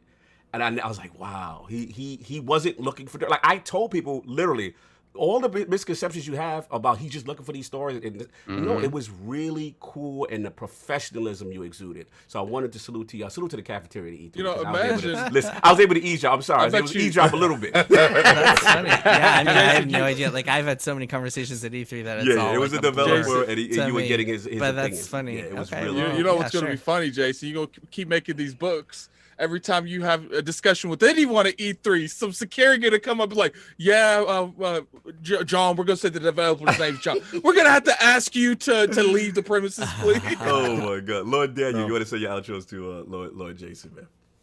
Wait, me? you. I want to thank you again so much for sending me the press copy. I think it was literally like 10 minutes after you tweeted saying, hey, if you're writing for a smaller publication, let me know. I'll be willing to hook you up. This is one of the best experiences I've had writing for Lords of Game for the past 2.5 years at this point. And Cool. I am really excited to see what else you do in the future. Hopefully we Thank can you. meet in person at some point. Thank you. I appreciate it. Yeah, Absolutely. hopefully on the streets of E3 one day. Yes. Yes. No doubt. Lord Addict, your final outros to Lord Jason Schreier, the legend. Yeah, definitely want to apologize for me missing 30, 40 minutes of the show again. It's but- all good. Notice Yeah. that he's going to play the game after he does the podcast. First off, I didn't. Don't start him. Don't start him up here. You know that's gonna be an argument. Just a little dark, just a little dark. I'm gonna ignore you. That's what I Thank do you, all the thank time. you. One thing, I got to give you a shout out, Lord Jason. Like, obviously you got your haters, and I love shutting them down on Twitter because it's so easy. Yes. Because they're like, oh, this person does this person. I was like, then link me another person that does what Jason does. Link me one person. And guess what, Jason? They quiet crickets every time. It's like, look, at the end of the day, you could disagree with how you handle your Twitter. You could disagree with how, your opinions, but you can't disagree with the work. Facts. And that's what he does and he does it very well. Professionalism, no doubt. Lord Saab outros the Lord Jason. Jason, I mean, you exude New York attitude. Yes, I love very New York. That's the best compliment I've gotten. That's my favorite. Man, born and raised. Yeah. You don't take any smack, and sometimes there've been moments when I've disagreed with how you handled stuff, and then, like you said, it comes right back to, there'll be private conversations to sort of ameliorate situations and things like that. So I just love that about you, and I wish you said that outwardly more, that, hey, I'm just not shutting people down. And with that said, I would like to, at some point, have a more in-depth conversation with you about the state of the industry. I would love to have that conversation. Let's do it. Hit me up anytime. Ooh, there you go. Solve exclusive. Let's go. No doubt. In a few months, when I'm when you're rested, I'm so exhausted from this. Yeah, absolutely. You have to be. Lord King outros. You got your people to stand down. I respect that. Yeah, leave him alone. Those actually was lower rank and file. I must say, as a fellow Jets fan, I know your skin is tough. And, yeah, trust me, we deal with it all the time. And we got hope this season. Do we though? Don't worry, we'll talk about that later. I was just telling Cog that like no matter how much optimism you have for the Jets, it's like it's still the Jets. It's like please no, like please don't mess it up type of thing. Zach Wilson, man, we'll see. I don't know. I saw this stuff just like last week. I saw this stuff about his mom. We have to shut her down. Oh my God! Is the Jets a football team? Yes. Oh God! Wow. Anyway, Jesus. But also as a fellow New Yorker, you put the right person in charge of something, and that can fix. So we saw with the Knicks, we saw with Microsoft, with Phil Dominus Maximus Aurelius Spencer in position. We can actually change the culture in certain things, and hopefully we have a brighter future. But to you, sir, a real journalist. Facts. And that's why I just had to make it really clear to people that it's you just don't put journalists under somebody's name. You earn that, and you strive very hard for that, and that shows in your body of work. Yes. And what I like from this latest book is the fact that you gave solutions at the end of the situation, and people need to take that. So instead of putting him, don't talk to Jason, how about you read his book, and how about you go and say, oh, maybe you should talk to Jason, because if he's the topic of your intro, I think maybe you don't want to work there, because that means then there's some underlying problems with the company that you don't want they're worried about talking about. Yeah. Exactly, right? Capping for the brand. Exactly. Have you ever had a lot of has there ever been a lot of feedback coming from those studios that they want to clear something up, or for the most part, once you reveal the stink, they just stay away from I just want to say one last thing is, thank you for being the boogeyman in a lot of these dudes' closets. And some people be shook. Yeah, they be shook.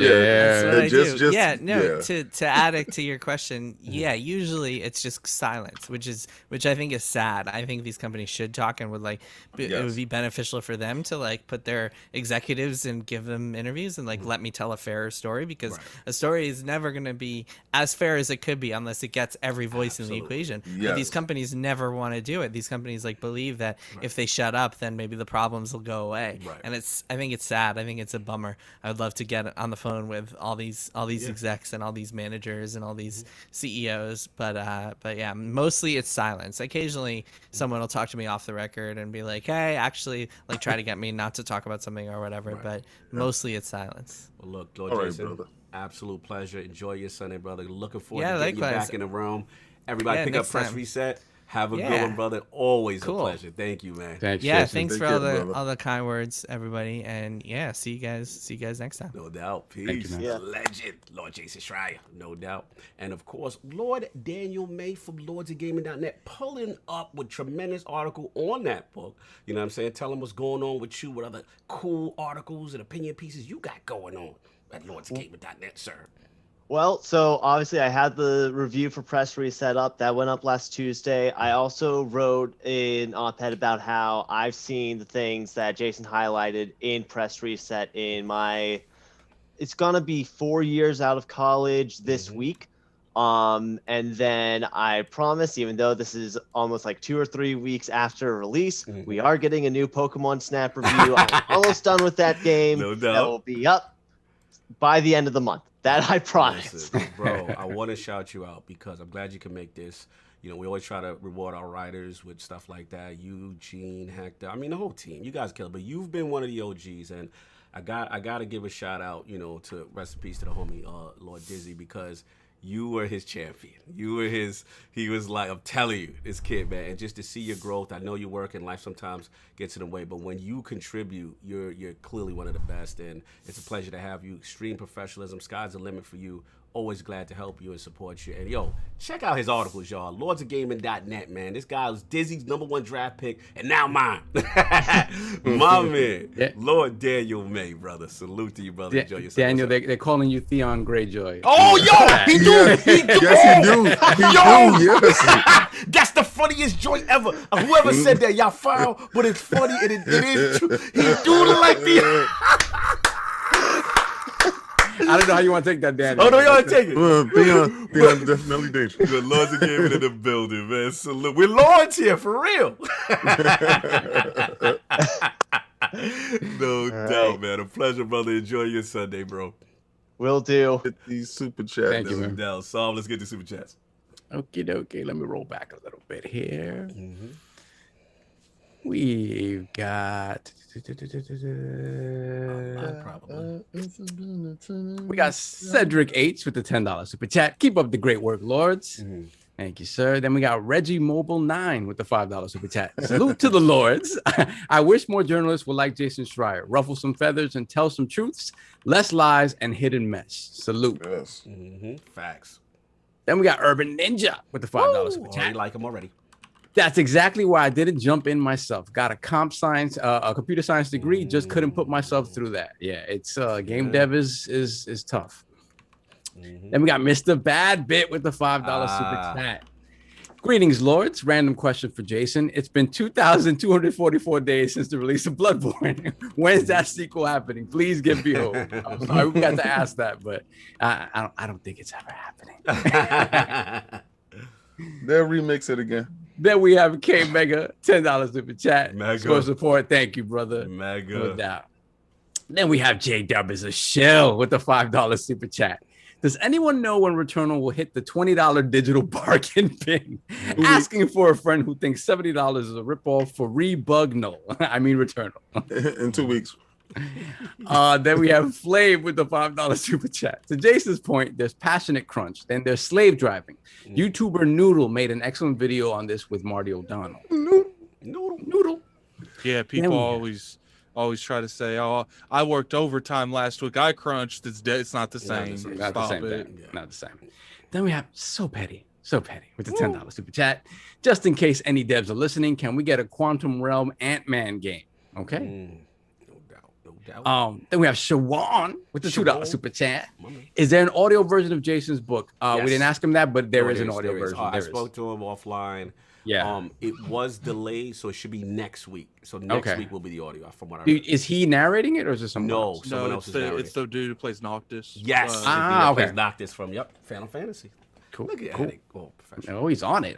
Then we have Dan Lazaro, $5 super chat. Attic gonna show up late and not brush his hair or anything. That nickname is fitting today. Jesus Christ! Why y'all worried about my man here? Kind of weird, man. They care too much about your appearance. I take that criticism a little bit more if it was a woman, but you a dude. So. Addicts World. Let's Addicts go. World. Gamers World, Play. That's facts. Yeah, he woke up now. He's woke. Yeah, he's awake. He's awake. He's awake. Thank you for waking him up. Then we have Gamers Play with the $5 super chat. Shout out to the Lords of New York. Respect to Jason Schreier. Go Knicks. Oh, no doubt. Go New York. Go. That's You right. already know. Salute. What else we got? Then we have Brett Bingham with the $20 super chat. I'm a very skeptical person by nature. However, I'm cautiously optimistic that a storm is brewing at Xbox. And Phil Spencer, Bane of Jim Ryan, Bane of Sony, Zeus Incarnate is going to throw bolts at E3. Phil will be smiting fools. Wow, very dominant talk. Let's hope. The man who got them horns. Oh, I haven't seen him in a while. Salute. We got Playing Through ME1 Remaster. Remind me of one thing I always knew. Ashley is a space racist quote. I can't tell the aliens from the animals. Yeah, Ashley. Hashtag I'm not reading that. Thank you. Yeah. You read that second fucker. Yeah, I'm not reading that. What is the second? But thank you. Mass Effect 2 love. Salute. Okay. The truth hurts. The truth hurts. I know. Yeah, It's hard. Listen, I came to a realization with Cog over the at the barbecue. That he's wrong. He's wrong. No. We have to accept this, right? Yeah. If the first one doesn't lay the groundwork, Oh yeah, we said that. Yeah, I said one that. doesn't I've show up. always said that. It's supposed to. Yeah. It's supposed to be better than the first, and it's supposed to do things that are we gonna go down the rabbit hole now. I understand where you stand with it because I stand with you, Sov. I stand with you. Just to be I know clear. yourself. He said I just revealed myself. You just revealed your trade. No, you know what's funny? The beef that I have with them. COD, though. The beef that I have with the Mass Effect 2 crew is their thing was, okay, don't improve on it. Just eliminate it. Kill it.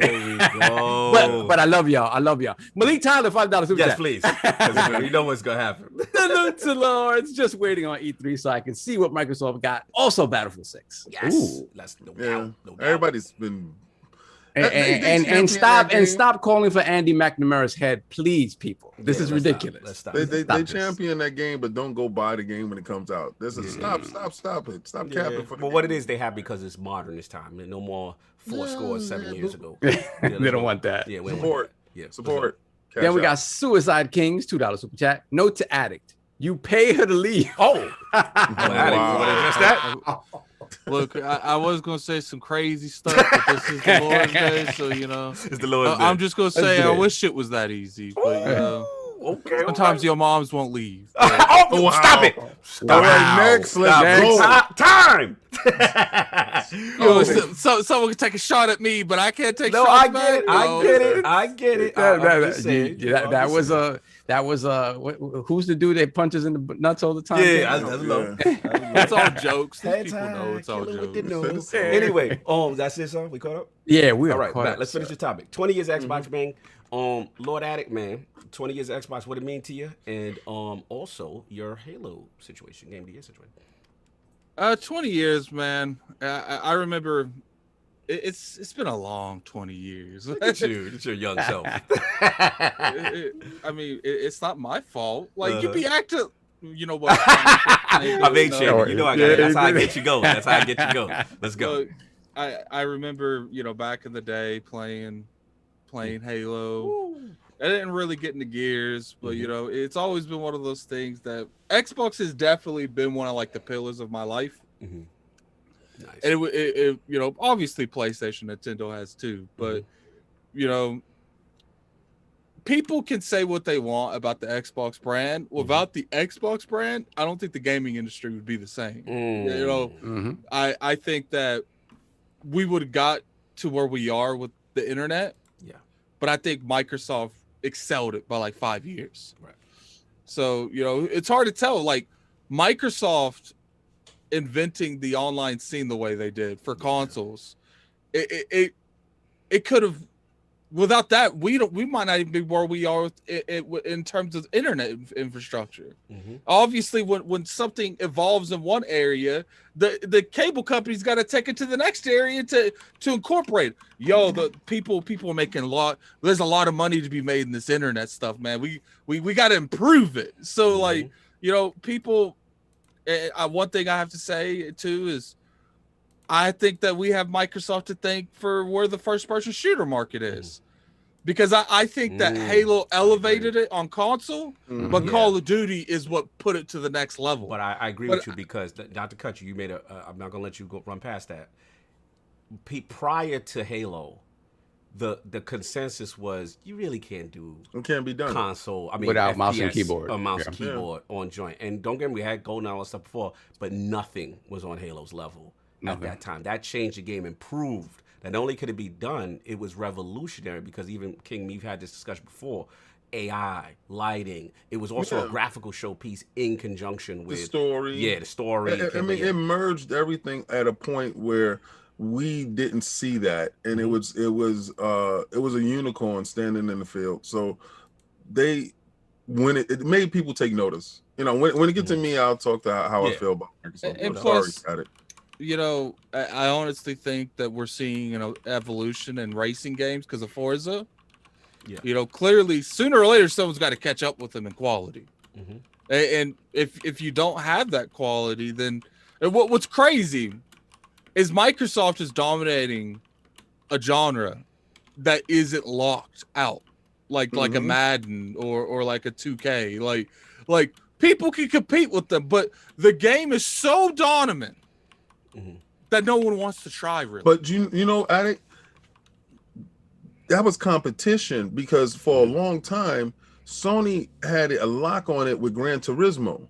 Yeah. And the Forza team took that challenge, and I didn't really think they was ever going to beat Gran Turismo, to be honest with you, because I remember not even a car racing dude, but getting Gran Turismo, Sovereign knows that, we will get the Japanese game and play it before it even came out, because that was the pinnacle of racing. And to your point, Addict, for them to meet the challenge and to exceed them in every damn category speaks volumes to that studio and Microsoft as a whole. I think you're onto something, sir. I'm sorry, I gotta change the subject. Shout out to Daniel, man. He literally changed his avatar on Twitter to Theon Grich. I can't. Shout out to Gondor's Condor, y'all. Peep your man. So funny. He literally changed his Twitter to this. I'm like, yo, he's messy. Salute to him. Continue. I had to show you that. You know, the next thing about Halo, look, I get it. I love Halo. I've always loved Halo. Halo's one of the.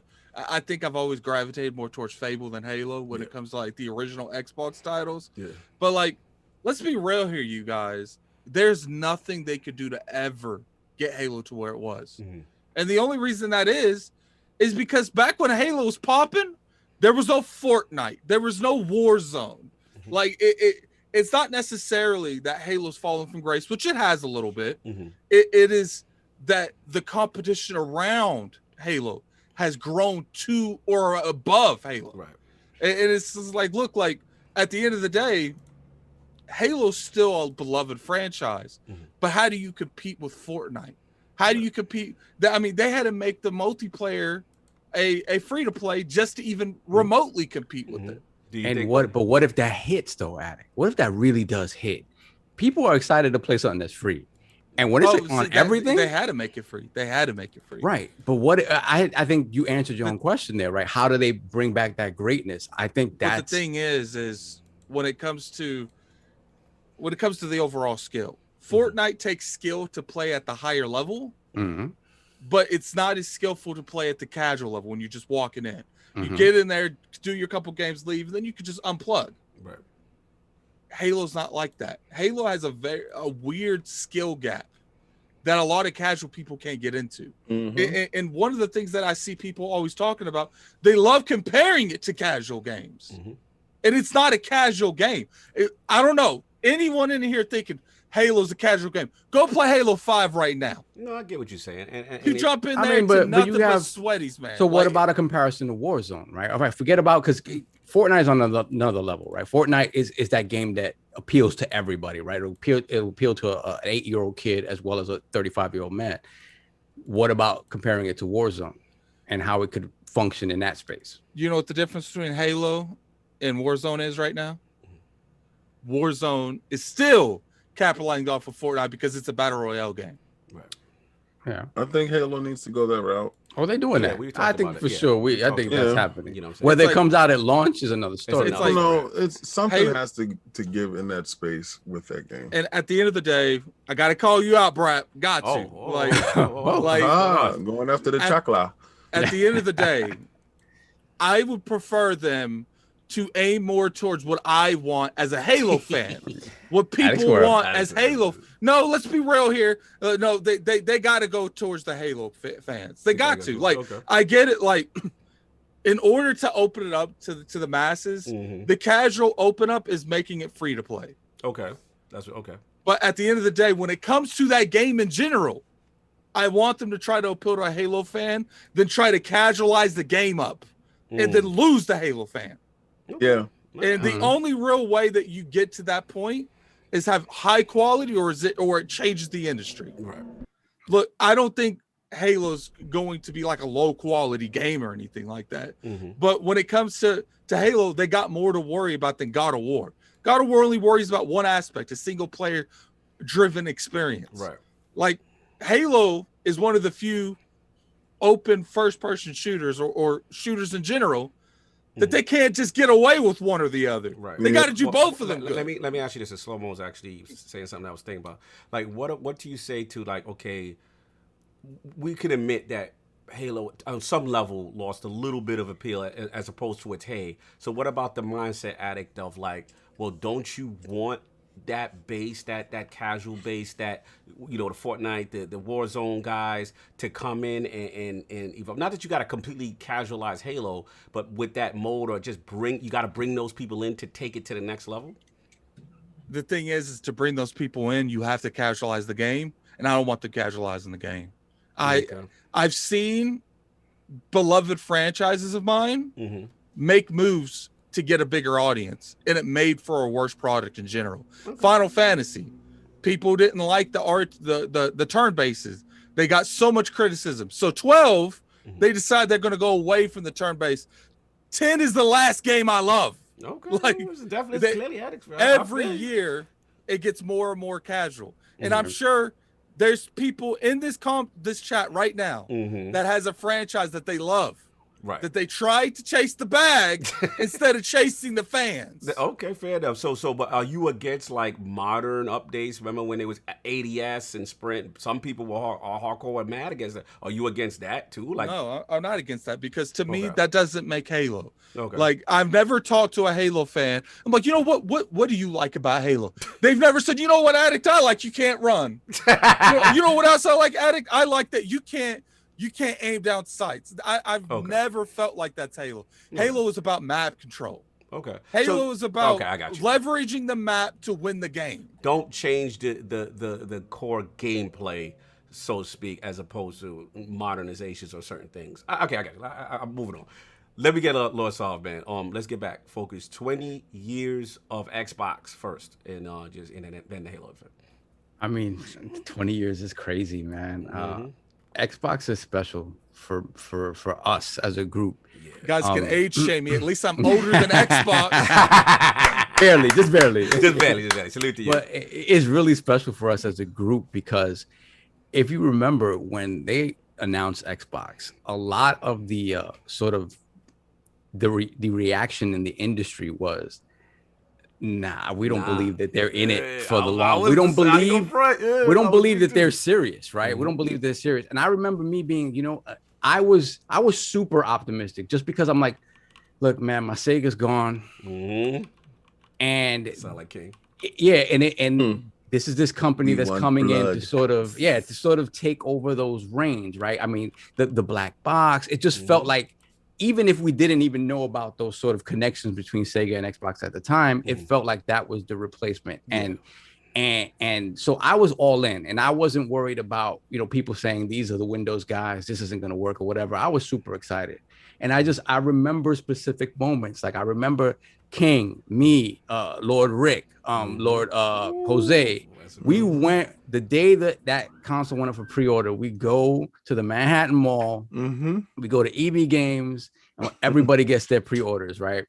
And I just remember us going to breakfast after that, being so excited for Halo, Project Gotham, and Dead or Alive 3. Like, and just it was just a special time. And then the day we went to pick up our consoles, I remember we were pissed off because we didn't realize that EB Games was beholden to when the mall opened. So everybody who got their stuff from a store that was out in the street had 6 a.m., 7 a.m., 8 a.m. openings for the console. we had to wait till 10:30, maybe 11 o'clock for the mall to open for us to get our consoles. So we were pissed off because you were right outside at the GameStop across the street or whatever it was called back then. That was Electronic Boutique. It was our boutique. Yeah, on the corner. And it was something else. And we were just like, man, we should have done that, but whatever. So we had to wait.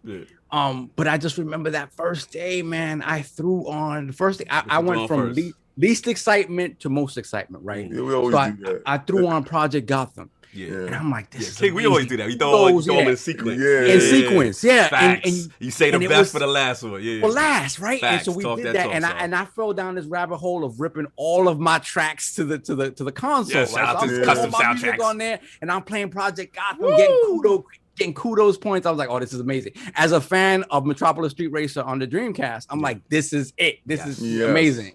So then after that, we went to Dead or Alive. And you know our history with Dead or Alive. Right? All the way back to the original Saturn. Dead or Alive was 60 FPS, beautiful, the unshaven. Yo, and to see what that game looked like on that Xbox, it was jaw-dropping. It was so amazing to see that game on that Xbox. And I played that for a couple of hours, and I said, all right, let me have some dinner, and then it's time to put the show on. And I throw on Halo, and we get through the music immediately hits you. Just right there. The music hits you. The fact that when you're escaping the Pillar of Autumn, and you realize that you have a flashlight on your gun that illuminates dark areas. It's crazy. And then when you finally land on Halo and you see the scope of the game, and it's like, whoa, what is this here? I hung up, I called King, I called Cog, and I'm like, have y'all played Halo yet? He's like, no, we haven't played it yet. Stop what you're doing to play Halo. Play Halo. Stop whatever you're doing, play Halo. And for me, and that was it. I was in on Xbox since that moment. And there've been ups and there've been downs. That the greatness with the 360, the missteps with the Xbox One.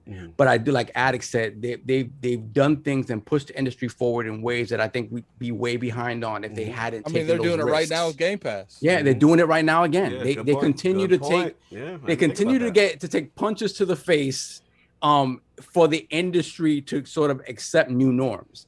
And I don't think that's changing anytime soon. I'm excited at the fact now that the changes that they're making, gamers are excited for it as well, right? And these investments that they made in Bethesda and all that stuff, to me, it's just, I'm very excited for the future of Xbox as a brand. I just really think they finally figured it out, and they're using their muscle, their wallet to make it happen. I know Jason mentioned he doesn't like the consolidation, and I understand those concerns. Right. But when you have competition coming from the Amazons and the Googles and stuff like that, whose core sort of gameplay philosophy and Tencent, right? Their philosophy is different than what we know as core gamers and console gamers and PC gamers. I don't mind the big three making investments to sort of shore up their position in the industry. What I wanted to jump on, because I know we had limited time, because I wanted to push back on it further with that, because we talk about volatility, but at the same time, what these acquisitions are doing is actually giving stability. And I wanted to really I was like, damn, we ain't got enough time. Then that's going to devolve into another argument. I mean, not an argument, but a discussion. And, salute to Jason. But I agree with you on that one. So. The stability and the fact that they are trying to be hands off and let these creators be creative. As opposed to. With that cushion of knowing, hey, your job is secure. Like, make the game you want to make. Right. I think we need more of that in the industry. So I'm excited for them. You know what's funny, Saul? Me and Cog was talking about that last night. Is like, for some reason, there's this narrative that people are going that, like, they're not buying bad studios. Like, these studios with a limited budget, right? In a fraction of some of these have grown double almost. Like, they've made fantastic games. Like I think Obsidian's their best buy, to be honest with you, out of all of them, because you see Obsidian, and when it looks at their past. Obsidian, I was talking to Cog last night. What has Obsidian not made in the RPG world? I forgot they made KOTOR 2. They made Fallout New Vegas. They made South Park Stick of Truth. I mean, and then you look over there to I said Stick of Destiny. Yeah. Oh yeah. Actually, yeah. South Park. Yeah. I think Obsidian with money. It's kind of crazy. Any of these it's very studios scary with money. and I think it comes back to like these studios have made some great games with small budgets, and now they're able to take those ideas and blow them out a little bit more. And even if they don't, they have the structure and they have the stability to make, even if they want to make a small game, they don't have to worry about where that next paycheck is coming from. And that's so big. So to the Halo question, man, I really want Halo to be big. And I think the free-to-play thing helps it sort of reach that larger audience. But I think at the core, like Addict said, the single player has to be there. The story has to be there to appeal to the core Halo fan. And that's the biggest thing I had is no other shooters being held to those standards anymore. None. Yeah. You don't see people. You know what? COD story is a throwaway, right? Story is lit. You don't see people saying that. I hope Battlefield story's lit. I feel that. That's a good that. point. Like, That's a good point. Where heavy is the head? Like Halo is going to get spear bombed from two different directions. It's just Let's fair. go, King. It's just fair. Well, okay.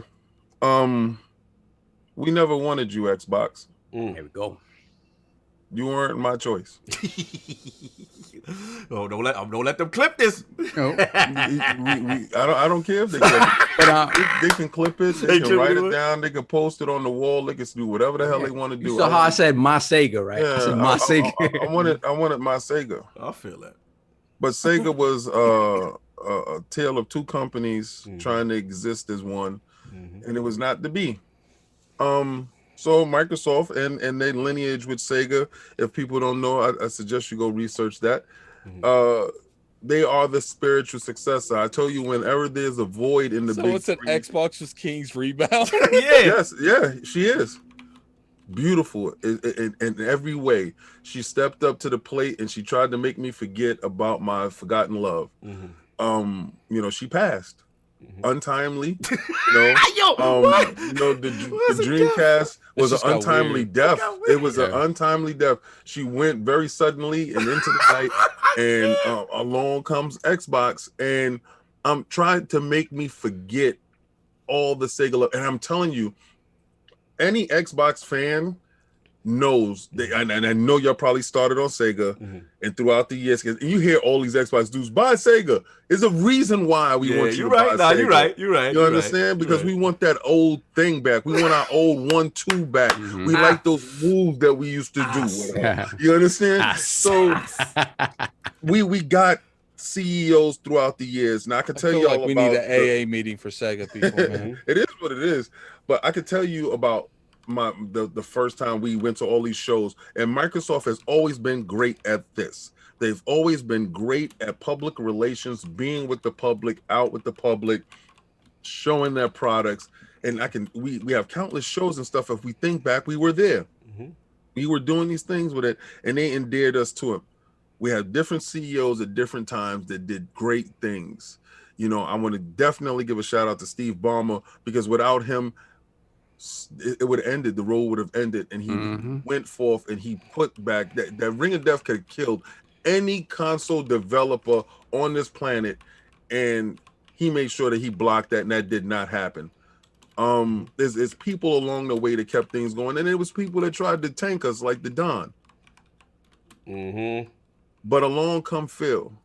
Along comes a little shining light that's from the company, and it's so indicative of Microsoft's appeal of how the company is. He grew from inside the company to become the highest part so far in that area that he's in, to become Phil Dominus Maximus Aurelius Spencer.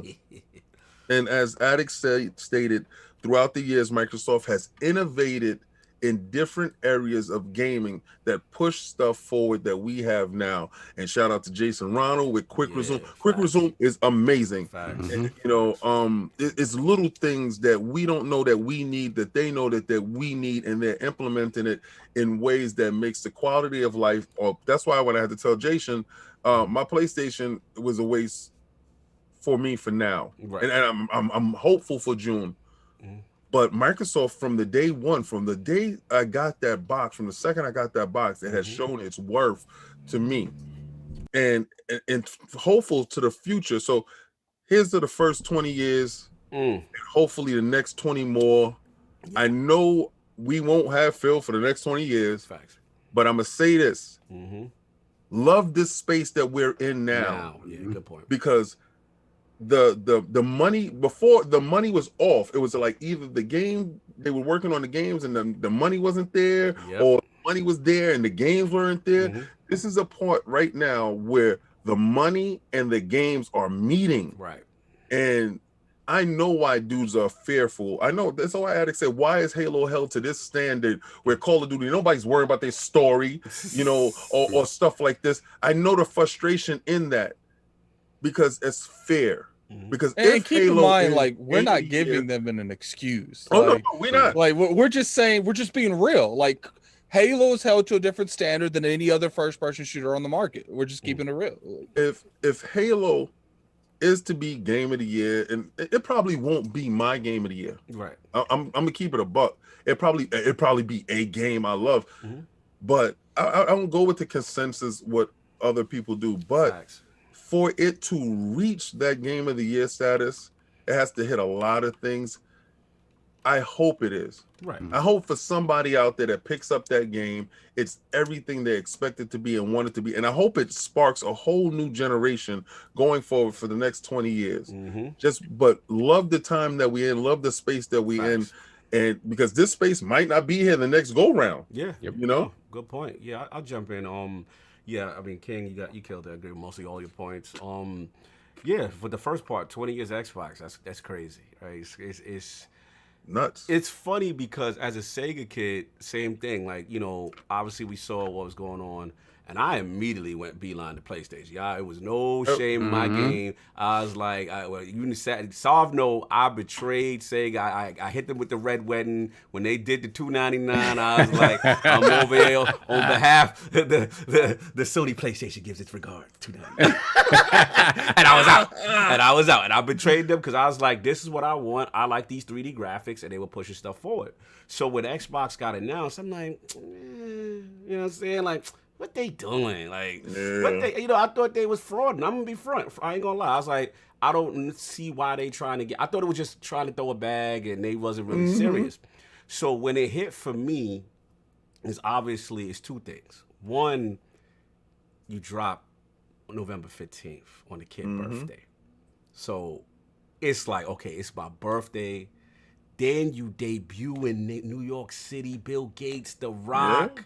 You know what I'm saying? I'm like, damn, it's kind of meant to be. I gotta cop now. You know what I'm saying? So you got that, you know, and then as a techie, I always love the platform. If you're a tech, if you love advancements in tech, if you love to see how Xbox always made me push forward, because it's like hard drive in the box, you know, shout out to Brap, I was on his show yesterday with this, you know, Ethernet embedded. Again, not saying that it was the first, but they were the first to combine all these things, do it well and at a high level. Then you got the custom soundtracks that Saul was taking. I ripped whole albums into this joint. You know what I'm saying? So you got that. Then it was like, let's be real. It's like each generation, iteration. Then it's like 360 comes out and it's like, yo, King, we got to get rid of our big back TVs. You know what I'm saying? 1080i's out. Shout out to Rick. Yeah, you know what I'm saying? Shout out to Rick pushing the game. HD1. Like, we got to get rid of the big back TVs. It's over. No more 480i. When you saw 720p, we laugh at 720p now, but 720p back then, and we were saying, they were saying that was the standard. And we were like, oh my God, the fidelity, look at the jump. And you brought someone over your house that didn't have HD, and they like, oh my God, this is crazy. I remember, do you remember MVP Baseball 2005 and 720p widescreen? Widescreen. Widescreen. Yeah, that's when the TVs went wide. We had a 16. That's what we learned about 16 by 9. Yeah, we started learning about aspect ratio. Aspect ratio, like a mother. You know what I'm saying? Like, it's so many iterations of Xbox. Each one forced us to learn tech. OG made your network learn because Xbox Live. Then it's like you got this, and then Xbox Live come out. Oh boy. You know what I'm saying? They killed our Saturdays. Oh, bro, they killed our Saturdays. You know what I'm saying? You can stay for the crib. You can do it for the crib. We talking, we like, yo. Then King, Remember when the first time I heard you? you that's you did. And then, King, keep it real. See, these gamers now, you know what I'm saying, no disrespect. But we come from them OG Call of Duty lobbies, them OG Yes. when the disrespect was Bad high. racism. It was Racism. loose. I love the And racism. Some of my best friends was racist. And you did not want to lose to these dudes in these Yes. lobbies. You know what I'm saying? So Nothing worse than talking all that smack and coming back in that lobby. And you're all, and then you gotta Yep. hear they mouth. you just nah. I just stayed quiet. You just man. stay quiet. You gotta hold that. He told me the most disrespectful thing he told me. Yeah. He said the reason why you can't shoot, your fingers too greasy from the chicken. Oh, And wow. I said, yo. I said, I got you. I said some racist stuff to him too. I said, I got It was you. bad. It was toxic, yes. But shout out. But he was one of my best friends though. Shout out Yeah. to Yeah. Xbox 360 now, realizing how crazy it got. Remember, Kasov, they had regular, then they had underground. They underground. Yeah. If you was about to smoke, you could host bar. Yo, host bar. Yo, one thing I don't like that they changed is the voice modulator. Yeah, remember that? Yeah. Something like Darth Vader. Yes. Yo, So- I found out one dude that we was playing with, Yeah. and I thought this dude was older. Yes. The voice modulator. Yes. It was a little kid, Little man. kid with the voice modulators. modulator. Yo, Oh, but remember, yo, my King, we God. gotta go do a funny one. This pre-connect. Remember the Xbox camera? Yeah. Remember Shout out to Uno after dark. Uno after you jump inside the room. I remember. I never No. Yo. My Dave's That- room that's- was not locked. I that's jumped still in there. I happening said, to this "Oh day. Yo, no!" Uno after dark when the camera go on in all type of situations. all That's type still- of situations. That still happens to this day. Oh, it's still going on? Yeah. I don't Oh, know. man, yo, I don't Uno know. I after can't dark. have If the real ones know. Yeah, Uno after dark. Uno after Yo, dark. You knew, you knew how dirty somebody was when you saw like, Uno.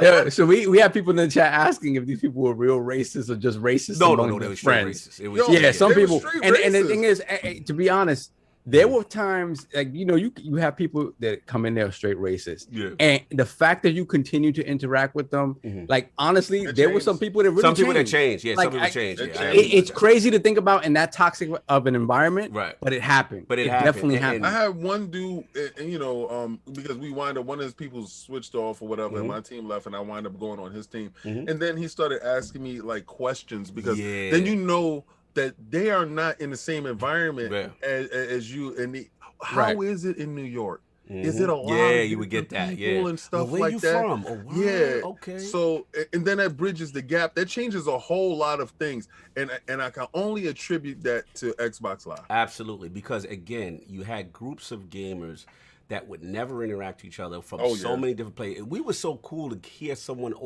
overseas or over the world. Oh, Yes. when you hear someone with an accent, right? Remember that was a Yes. big thing. You'd be You're like, like, where you "Yo, from? You where from France?" You from France? Word? Yo, You playing remember Xbox? Xbox To be snitching on honest people? with you, Yes. And it was that one dude in Africa who light was on. You know, remember when you looked at the map and everybody who was on, I forgot what game. The first time was it 360, and you turned on Xbox 360, then you saw Xbox Live, It and then it showed you the map world where map? everybody Yes, was at, yes, and yes. it had one ping in Africa. Yes. Yes. I was like, wow. Yeah, I wonder, bro. I wonder what's going on Yeah, over it was transformative. But just to finish up, they really don't get enough credit for each generation pushing the genre forward. Because as much as we laugh about Xbox One and stuff, but digital gaming is where it ended up going. You know what I'm saying? Yeah. Like a lot, and Dudes was fighting that. I was fighting yeah, that. I mean, they invented Xbox Live with the original Xbox, and then with the 360, they was like, "Yo, we doing good, but they didn't just stay safe. Right. Let's just keep pushing this narrative Right. we're pushing. Right. When they're making that 360, what can we do to make it better? Yeah, We're make it better. Right. And then the blades and all that. So salute to them, man. And the last point, obviously, where we are now, Game These Pass. plates.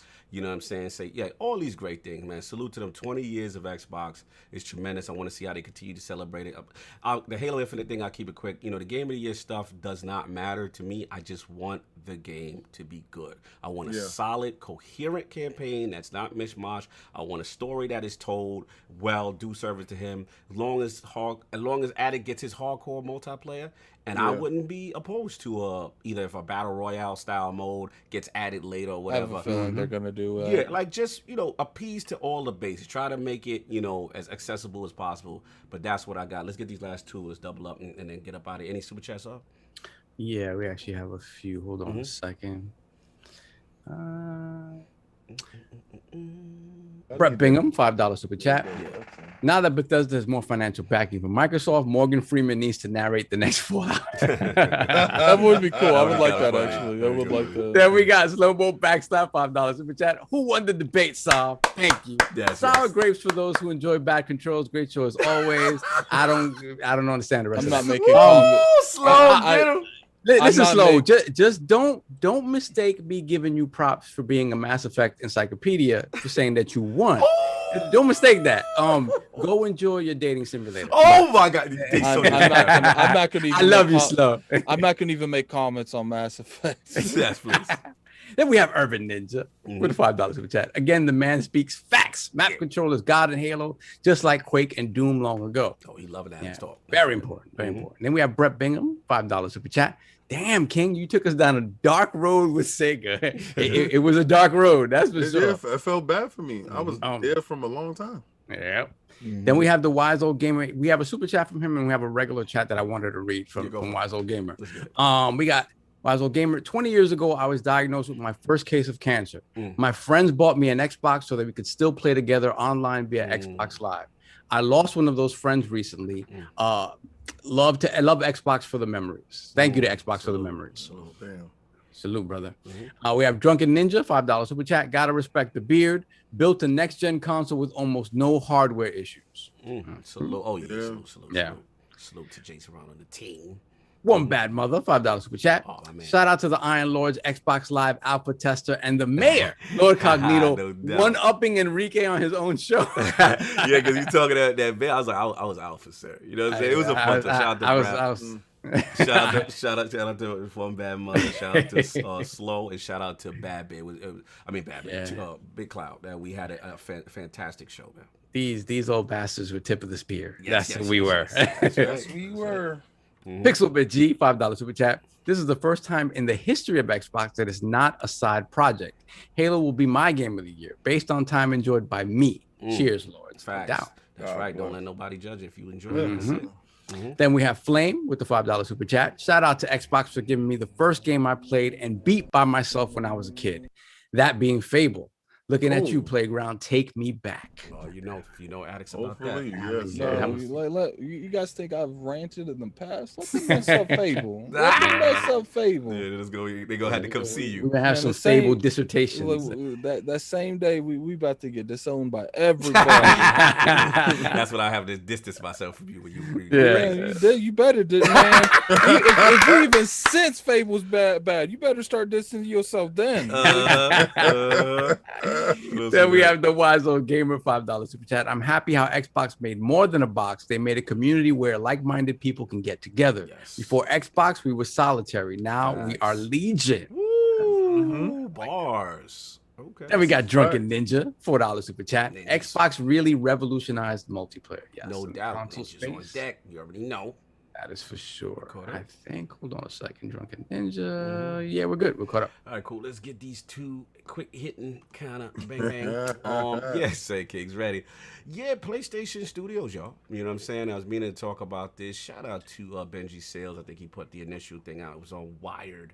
And yeah, man, looks like again they have currently 25 games in development. Nearly half of them are new IPs, according to Herman Hulst, the Guerrilla co-founder.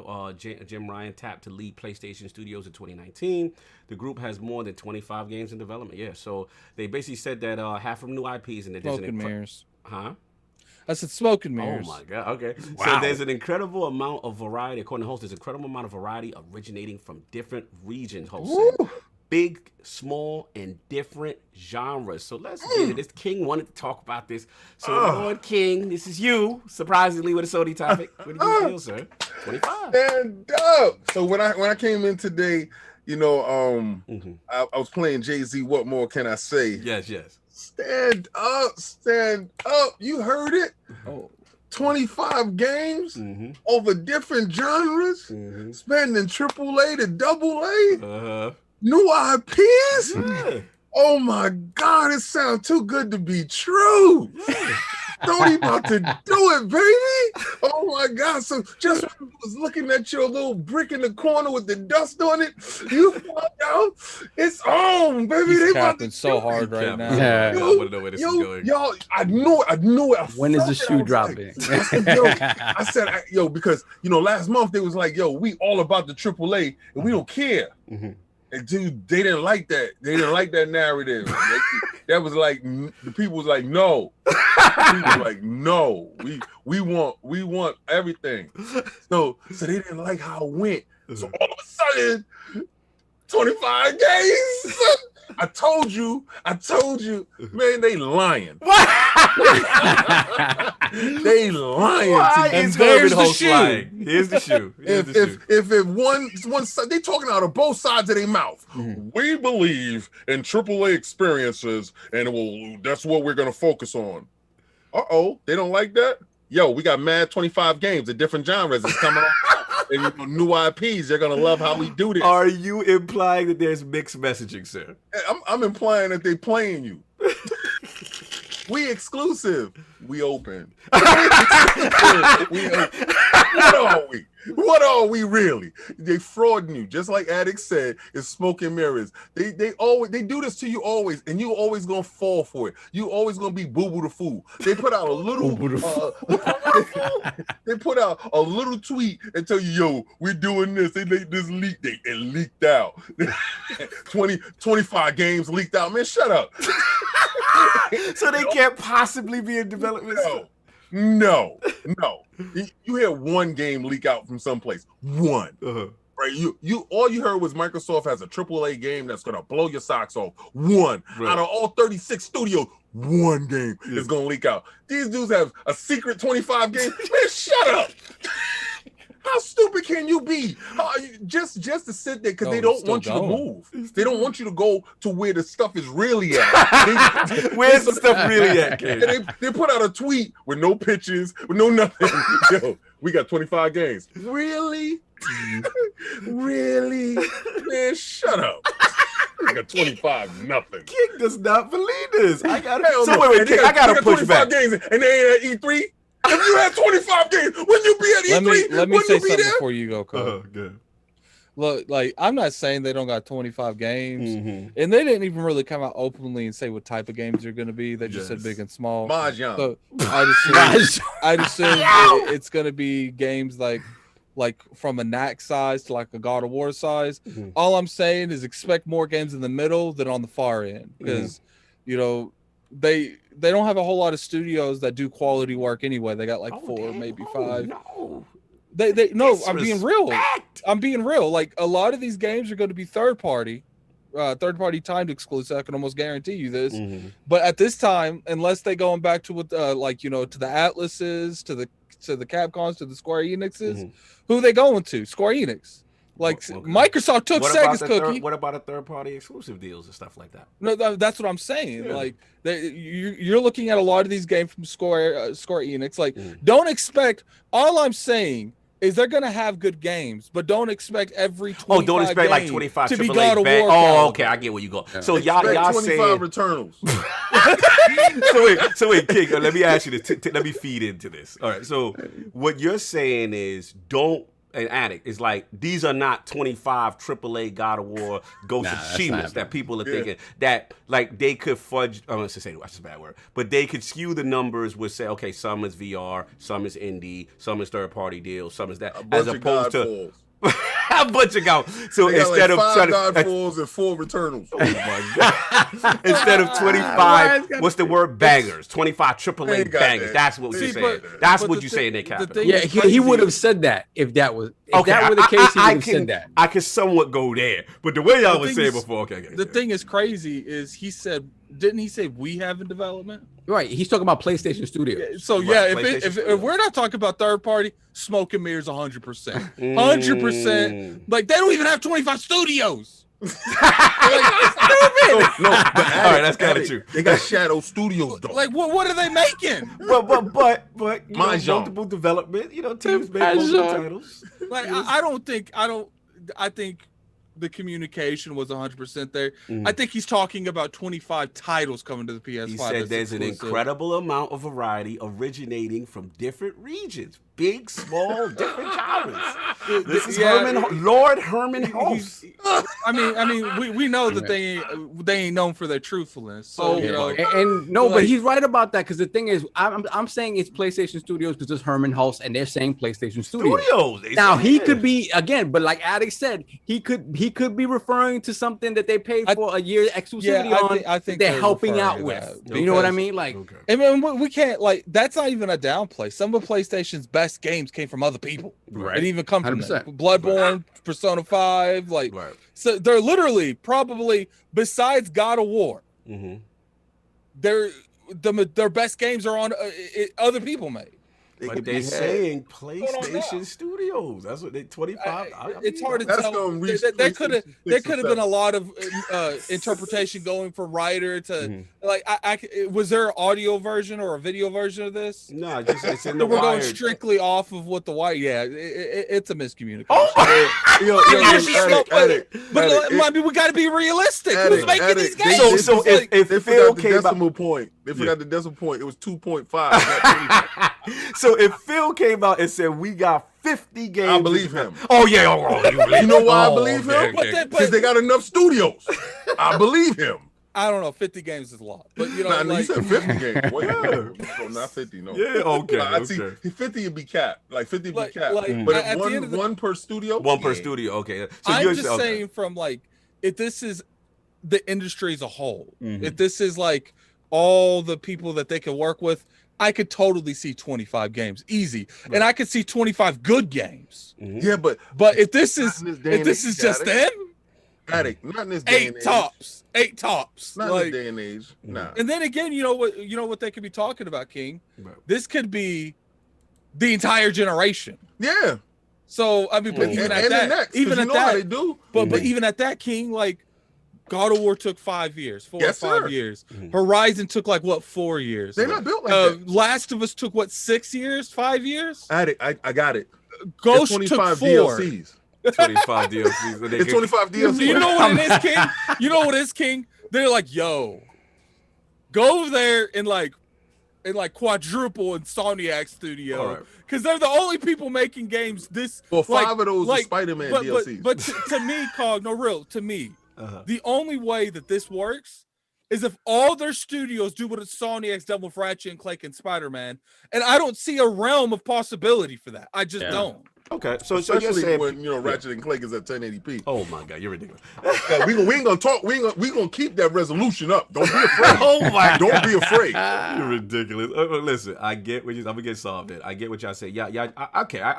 I somewhat understand where you're coming from. I just was curious, but let's get solved. 25, man. This is not real to you either, or not that it's not real, but I think Sony different to Microsoft. It still feels like they can get away with hyperbole. Do you know what I'm saying? Like it still feels like they can get away with making these blanket big statements, and because in the end they always deliver. Right, that's what I'm saying. You tend to forget the details of it, right? You tend to forget the details about it because again, when they deliver, it's 5 years later, 6 years later. But so I mean, he could be talking about stuff that's being incubated, and he said, "Let's throw that in there." You know what I'm saying? There's when you talk about 25 games in development. And you think about sequels that you already know are kind of in development from the big, half of them new right? IPs? So you're talking about like 11 to 12 games, right? Okay, that's a lot of new IPs that maybe don't even see the light of day, right? Because development is just that way. So it's a number to throw out there that sounds nice, especially it's the New Yorker y'all talking right now. Yeah. No. I don't. They could be smaller games. They could be games, whatever the case. They could be any number of different type of games, right? But like King said, when all that information, and to be fair, Sony didn't say this themselves. This is information that leaked out, No, which Herman indicated. said this. No. I'm talking about the whole issue with them making only AAA games. Oh, right? yes. That stuff came out. I see what you're they saying. never addressed that, right? So you think? Let me cut you. You Right. think this is classic marketing damage control post the Jason Schreier? For sure, Oh, for okay, sure, okay. 100%, because that narrative came out, and we all talked about it like it's straight up true. And when you think about how successful they've been with their big AAA games, it would make sense that they would be risk averse to spend hundreds of millions of dollars on unproven properties. It makes sense. So it makes sense that would be the truth, or at least partially the truth. Right. So you know that's where we get these ideas from. So the fact that if the truth is that they still are making smaller things, I'm happy about that because I like PlayStation diversity. I like too. that. Same. That's right. Just give me them bangers. I'm not buying nothing else. Yeah, and I know that's King's We thing. know That King. King If it is, ain't the I want bangers, the it's AAA. dusty. I didn't buy. I didn't get them. I didn't get them from the Buy indie experimental games. stuff. I'll tell you something right there. Don't listen to them, Sony. Don't do that because you're gonna have a situation like Returnal. Do not do that. But then if they do only do what you want, you're gonna have 5 games the whole generation. Yeah, these dudes don't care anyway. Like Addict said, most of this stuff come from other places any goddamn way. So at no point in time do anybody care about them doing the experimental stuff. Concrete Genie, no, nobody cared. Nobody cared. And for the 5 people out there that's like, I love Concrete Genie. Another thing, when we talk about those games you- in development, right? Those games in development, how many of those are VR games? Yeah, I was gonna say that. Now that I agree with a finesse. Yeah, That and could how be many of that finesse. is DLC though? I mean, let's keep it a buck. Stop. Nobody on this panel sit here and talk about. I want to see what they experiment. Oh God, I didn't even think about VR. Yeah, look at he said, "Oh God." That is a fact. I agree. All right, 18 of those games are VR. No, come on. And the rest is PlayStation Thank 5. All right, games. so all right, Like, let me jump in because We not here for that. They don't got nothing to facilitate a situation. First of all, we ain't purchasing 25 games from them, right? You know why? Because they're $70 a pop. Nobody's doing that. nobody's right? doing that. Nobody. it's like homeboy at IGN said they're gonna make good games. It's just gonna be expensive. Yeah. So let's keep it real. If they would have had something like Game Pass, I'd be like, yeah, I'll look forward to that. Do not make 25 games. Please focus on making us AAA bangers. I'm down with that. I want one every other year. Every other year. So you are Tim. You are compliant with Lord Jim Ryan as opposed to Lord hell Sean Ladies. yeah. I'm happy he the boss. Like I told people a long time ago, put the numbers dude in place. Let's get rid of this. Put the corporate dude in stuff. place. Yeah, let's get rid of this concrete genie stuff. Let's put that in the bushes. Let's leave that over there, and let's get down to brass tacks. I'm here for the bangers, just like everybody else. All these PlayStation dudes out here capping, they're here for the bangers. Ain't nobody, and they try to justify it. Nah, man. They got mad different stuff, man. They do God of War. Nobody there for that. We here for the steak and potatoes. We ain't here for the little entrees. No, man. Let's go. Yo, you ridiculous. Listen, I feel you to an extent. I see where you're going with this. It is a funny discussion. Now that I think about, yes, they can clearly skew the numbers if they include VR. If they include, let's be real, they're just lying. I'm not gonna go there. But indie stuff. What's a good number? 25. Let's go with 25. I'm not throwing DLC in the mix. I think that would be mad fraudulent. You know what I'm saying? At that point, they should have just said 50. Listen, even if it is what y'all say, right? I'm not always agree, but even if it is what y'all say, where the number is just way too high for y'all, right? To y'all, but y'all ain't feeling that. Okay, my thing is at least what the Jason Schreier article did was put out to them the energy that, not, even though King don't like this, that all Sony fans was feeling all we gonna get is blockbusters. And if a game like Days Gone, quote unquote, succeeded, but is still not gonna get a sequel, that made Sony fans upset. You know what I'm saying? We had Lord Colin on, you know what I'm saying? He talked about, that type of stuff too, and on his show. Yeah. So it's like, at the end of the day, I like to see that they're still going to attempt some diversity, and we're not going to get, because my fear with them is, yes, they got the bangers, but I don't want them to get into an old Xbox situation where it's meat, potatoes, Big Mac, large fries, and a shake, and you're getting the same thing. We're getting day turn. Right. I feel like day turn. I feel like you're gonna get games from Bluepoint because I think they consider that them. Right. Like regardless, they're funding that studio entirely. That's them. They just ain't formerly came out and Right. bought them. You're gonna get the studio that made Returnal. And like, even if you put those in and you put Insomniac's Slave Trait that they do, and they make like 4 games, like high quality games, like that's still like a good 8 or 9 short. Good, And but then I don't want to. That's going above and beyond. I feel that, like, but I just don't want where everything is the sequel now. Right, where you get in the gears. I mean, what you call it, 2. This, you know what, Cognito? I got some bad news for you. I don't want that, because again, that is when I started to have the issue with Xbox. That put the frog light on you. Oh God, I'm gonna have to do this. This is yours. This is yours. This is you. This is yours. Why that's mine? I'm gonna hand it off to you. I'm gonna put it on me too. Why about fraud? Yeah, I want to hear this fraudulent. Why about fraud? Okay, let's be real. Let's be honest. Let's go. What do you want from them? I want their big AAA exclusives, but and what is that? But I want new IP though. I want new IP as well. Yeah, I want new IP. I don't want them to be. I don't want them to stagnate at all. Like time out. This is my fraud. I'm going down the rabbit hole with the fraud. I'm going down with the fraud. Hold on, time out. Let's go. Time out. Did you finish Horizon? No. New IP. Did I finish Ghost of Tsushima and Platinum in it? Oh no, I'm not. Oh, that's a new IP though. You know why? Okay, you know why? First of all, if Ghost of Gone, Tsushima was not in Japan, it had nothing to do with no ninja sneaky stuff. Yeah, You wouldn't have been there. So let's keep it a buck. Addicts World on me, because they did what I wanted them to do. What about Days Gone? I liked it. God of War. Come on, let's get this fraud. Let's get this fraud. Let's get this fraud. Time out. We got him boxed. Wait, hold on. Y'all jumping me. Hold on, the Roman's jumping me. No, wait, get the work. I'm gonna get the smoke. I'm gonna get the smoke. But I just want to be clear.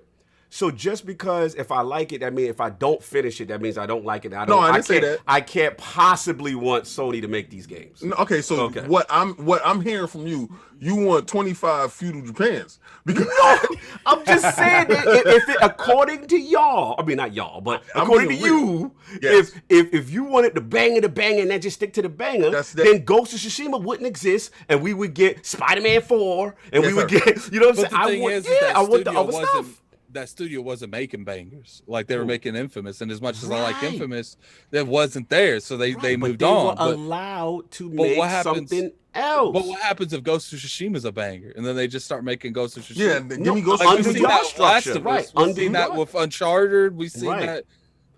Clearly, Spider-Man, Ratchet and Clank, they're getting sequels and stuff. Right. No, I get what you're saying. All I'm saying is I just still want, the beauty of Sony is when they make an IP.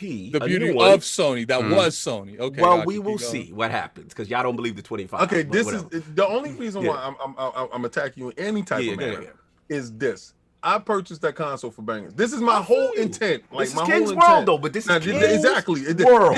This is my 500, and my 500 want bangers.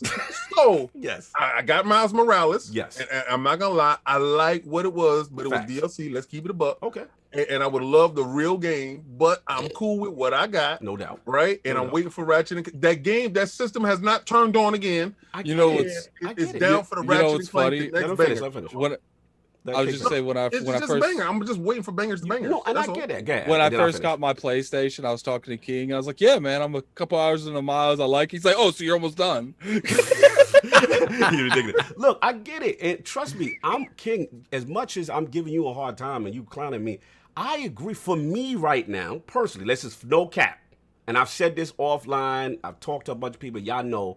Right now, for me, it ain't really moving me. My PlayStation 5 ain't really moving me like right now. I will give you that, right? But what excites me is when they actually announce these type of titles, right? Or these new things. And I'm like, okay, that's cool. That's different. I will try that. I'm excited about. Right now, I've never been really a Ratchet and Clank guy. So you guys are hyped for that. I'm not necessarily hyped for that, and I'm not really a Dark Souls guy like that. No disrespect to anybody who is. Yep. So for me, it ain't moving me. I agree, but I just worry that if they get into a thing where it's like Dark Souls 4, Bloodborne 2, you know what I'm saying? Then I'm like, well, when I'm going to get the diversity of the games that I like? That's all I'm trying to say. I think they're still going to continue to support newer games, right?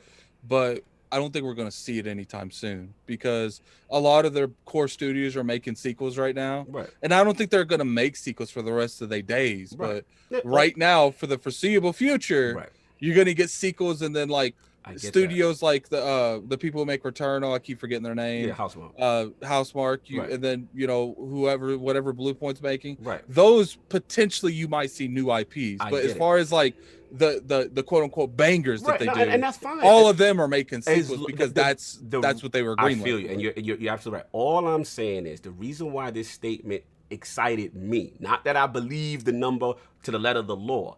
I just like that within 25, you got to have diversity if half of them is new IPs. That's all I'm saying. I'm just feeling what the statement represents as opposed to say, yo, they definitely gonna do 25. Oh my God, it's gonna be crazy. Like, I'm not doing that. I'm not doing it. So I feel y'all on that. We will see. Future looks bright. And for the people in the chat will say, well, why are you so excited for Xbox or whatever? Because Game Pass is the ultimate nullifier for me. That gives me the opportunity to try if they had a Returnal style game. You know what I'm saying? And they have different type of genre and MLB The Show and Outriders. Why and this, why he acting like he don't know why?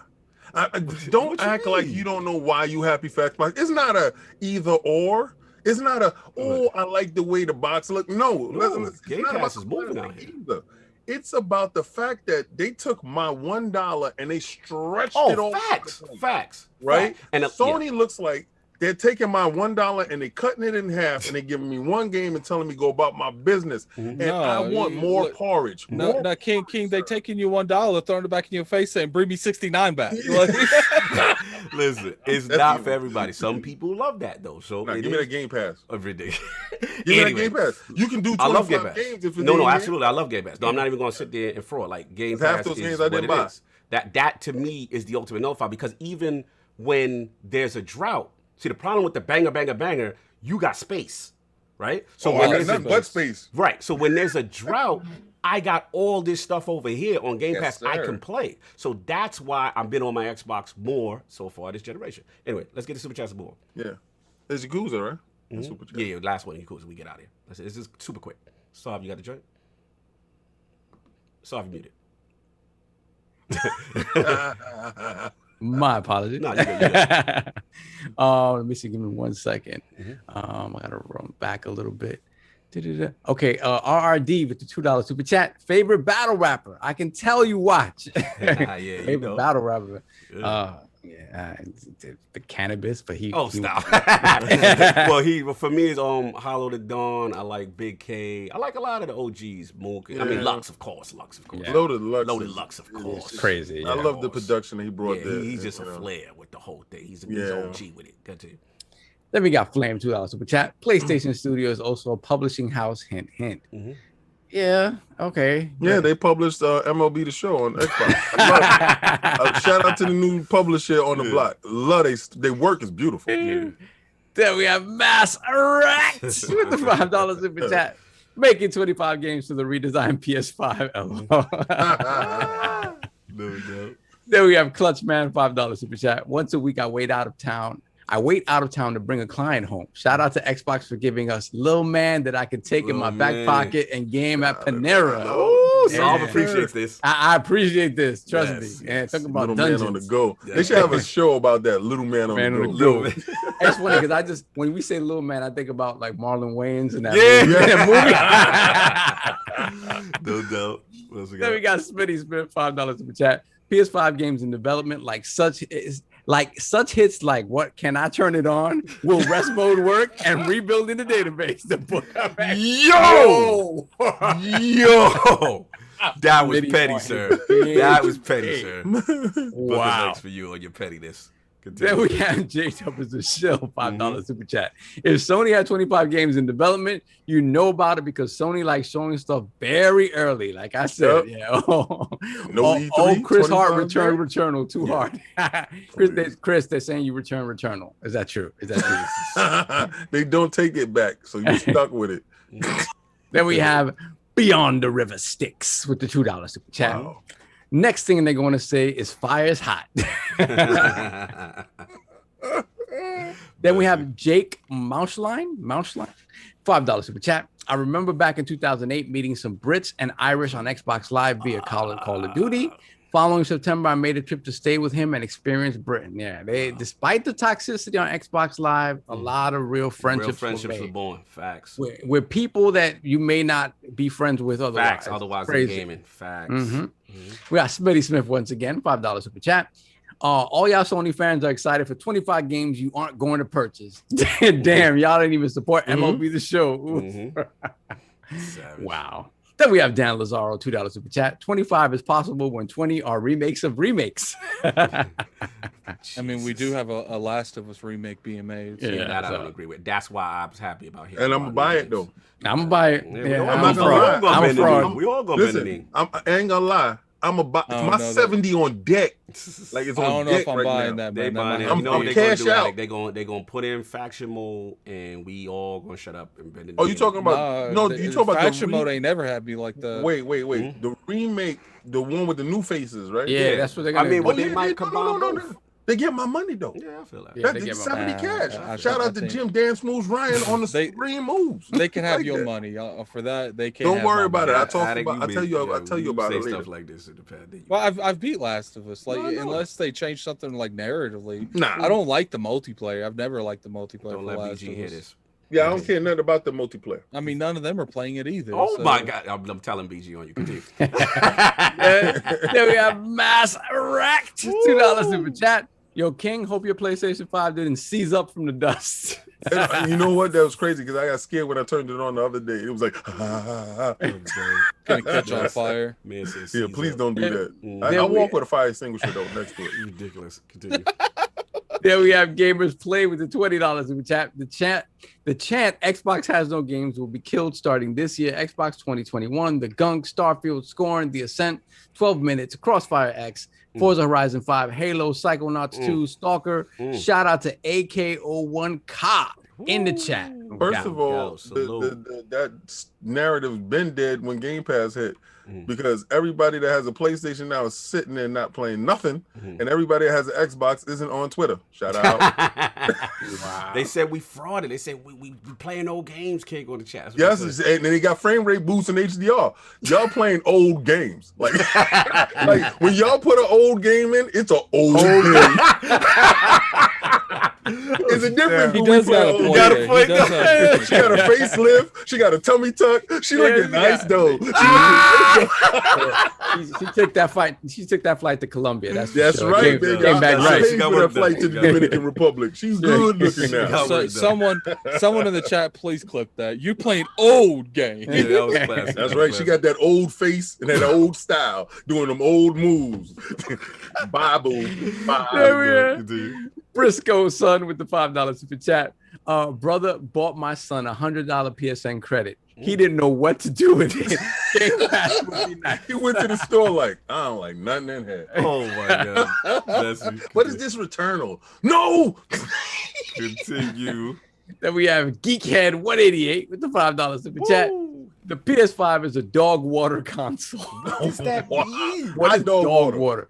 That's Hot dog water. Yeah, hot dog water Oh, has hot to be dog- disgusting. Boy, Oh, hot dog yo, water. Listen, that's listen. disgusting. If somebody don't like Time. you, and Yes, they make time. you, they make hot dogs and they pour the water. And give you hot dog Ugh, water. time. This is disgusting. Yeah. Move it on. Hot dog water. Then we have Lordinator with the $5 super chat. 25 games equals 1,750 USD. Okay, I got mine on the end of the generation used with used games. All their games are single player anyway. So make sure you read the next one with conviction. J-Dub is the shill. $5 super chat. Before I get back to work at my house, Your I voice just is wanted nice. to Put your say, chest on your chest. I'm trying. I'm I trying. can't hear you, sir. I just wanted to say Mass Effect 2 is the Ali of Mass. Woo! AKA GOAT. My man G, that was just salute you, sir. Listen, Salute you, man, sir. I don't know. Taking punches on the ropes to see if your man gets Oh, no, tired. no, All right, let's do it. Let's do it. Let's do it. I love Ali. Let's go. Oh no, we can't do that. We can't do that. Walk away from that road. Walk away from that road. Just Oh, we caught up? Yeah, we're caught up. All right, cool. Let's get about it. This one is super quick, and for me, an addict, Yakuza Like a Dragon, man. You know, it was just reported. Shout out to Nebellion. I think he put the tweet out initially, and yeah, man. So it looks like Sega's Shuji Utsumi told Famitsu that Yakuza7 was the most successful title in the franchise worldwide. He also stated that Sega wants to globally expand Atlas games by releasing them simultaneously worldwide and possibly on multiple platforms. So we got that, and then I'm not going to try to butcher this Japanese to American translation thing, but pretty much he just said Yakuza7, basically Yakuza joint is going to fully support multi-platforms released overseas in no time, when it was previously developed mainly in Japan, and PlayStation is now available on Xbox and Steam. However, it received high praise there. On the global scale, Yakuza Like a Dragon was the most hit title in the series. So it looks like they're very excited about the potential of this. King seems like he's bubbling at the bit about this. I got a question. Yes. That was in Game Pass, right? No, actually it wasn't. Actually, 7 was now the all No, I'm other talking 6. about the Dragon joint. No, it's not a Game Pass. No, it That's wasn't. paid. That's paid. That was paid for? Yeah, That was paid for. I thought. Yeah, I don't know. Nah. See, Everything else is in Game Pass. Everything But all else, of the whole thing. Right. yeah, everything else is in Game Pass. I think that probably contributed to that worldwide sales, because everybody got to tell you, if you got a chance to taste steak, Right. maybe you might want the And ultimate remember, steak. to your point, King, Yakuza 7 Like a Dragon was timed exclusive for the Series X at launch. Oh, that's what it was. Yeah, He yeah, had it it was- first. yes. And they had to wait. And the sales. They had to wait for the PS5. Oh, okay. All right. I see it now. I know now it makes Oh my sense, because I God. remember it was something about Microsoft is the reason why it's a global success. And now they realize, oh my God, we can make money over here. And this Game Pass thing is giving us residual income. Yeah. Who did this for you? At what point in time are you just gonna bend the knee and just give it up? Just who did this for you? Phil Dominus Maximus Aurelius Spencer. And I don't care what nobody's saying. Oh, there's other people. Don't. Okay, this is where you're trying to take the credit from my man. Yes, sir. Listen, there's a quarterback in the team. If the team loses, so did the defense. I don't care if the defense was the star that day. The quarterback of the team is the leader of the team. He is the quarterback. So other things go into it. I don't care what that is. Right. He the quarterback. He take the wins and he takes the losses. We ain't gonna start pointing out little things. I like this Yakuza stuff. I like the fact that they're gonna go all over. Thank you. I love it. To your defense, we did. I did. Me and Attic Bit said, when Series X was announced and launch titles and stuff, and everybody got glossed over, obviously with the Halo stuff. But I remember telling people that's a big get. Like, Yakuza never would launch on a Series And you X. ain't no fraud on that. You purchased that game. I purchased that. I was like, And I I gotta didn't. support it. It's Sega. Yep. It's a franchise. I'll get to my point quick. Matter of fact, let me just jump in now, if you don't mind, because I want to get these balls on quick. At the end of the day, like, this make me happy, because y'all know I'm team turn-based.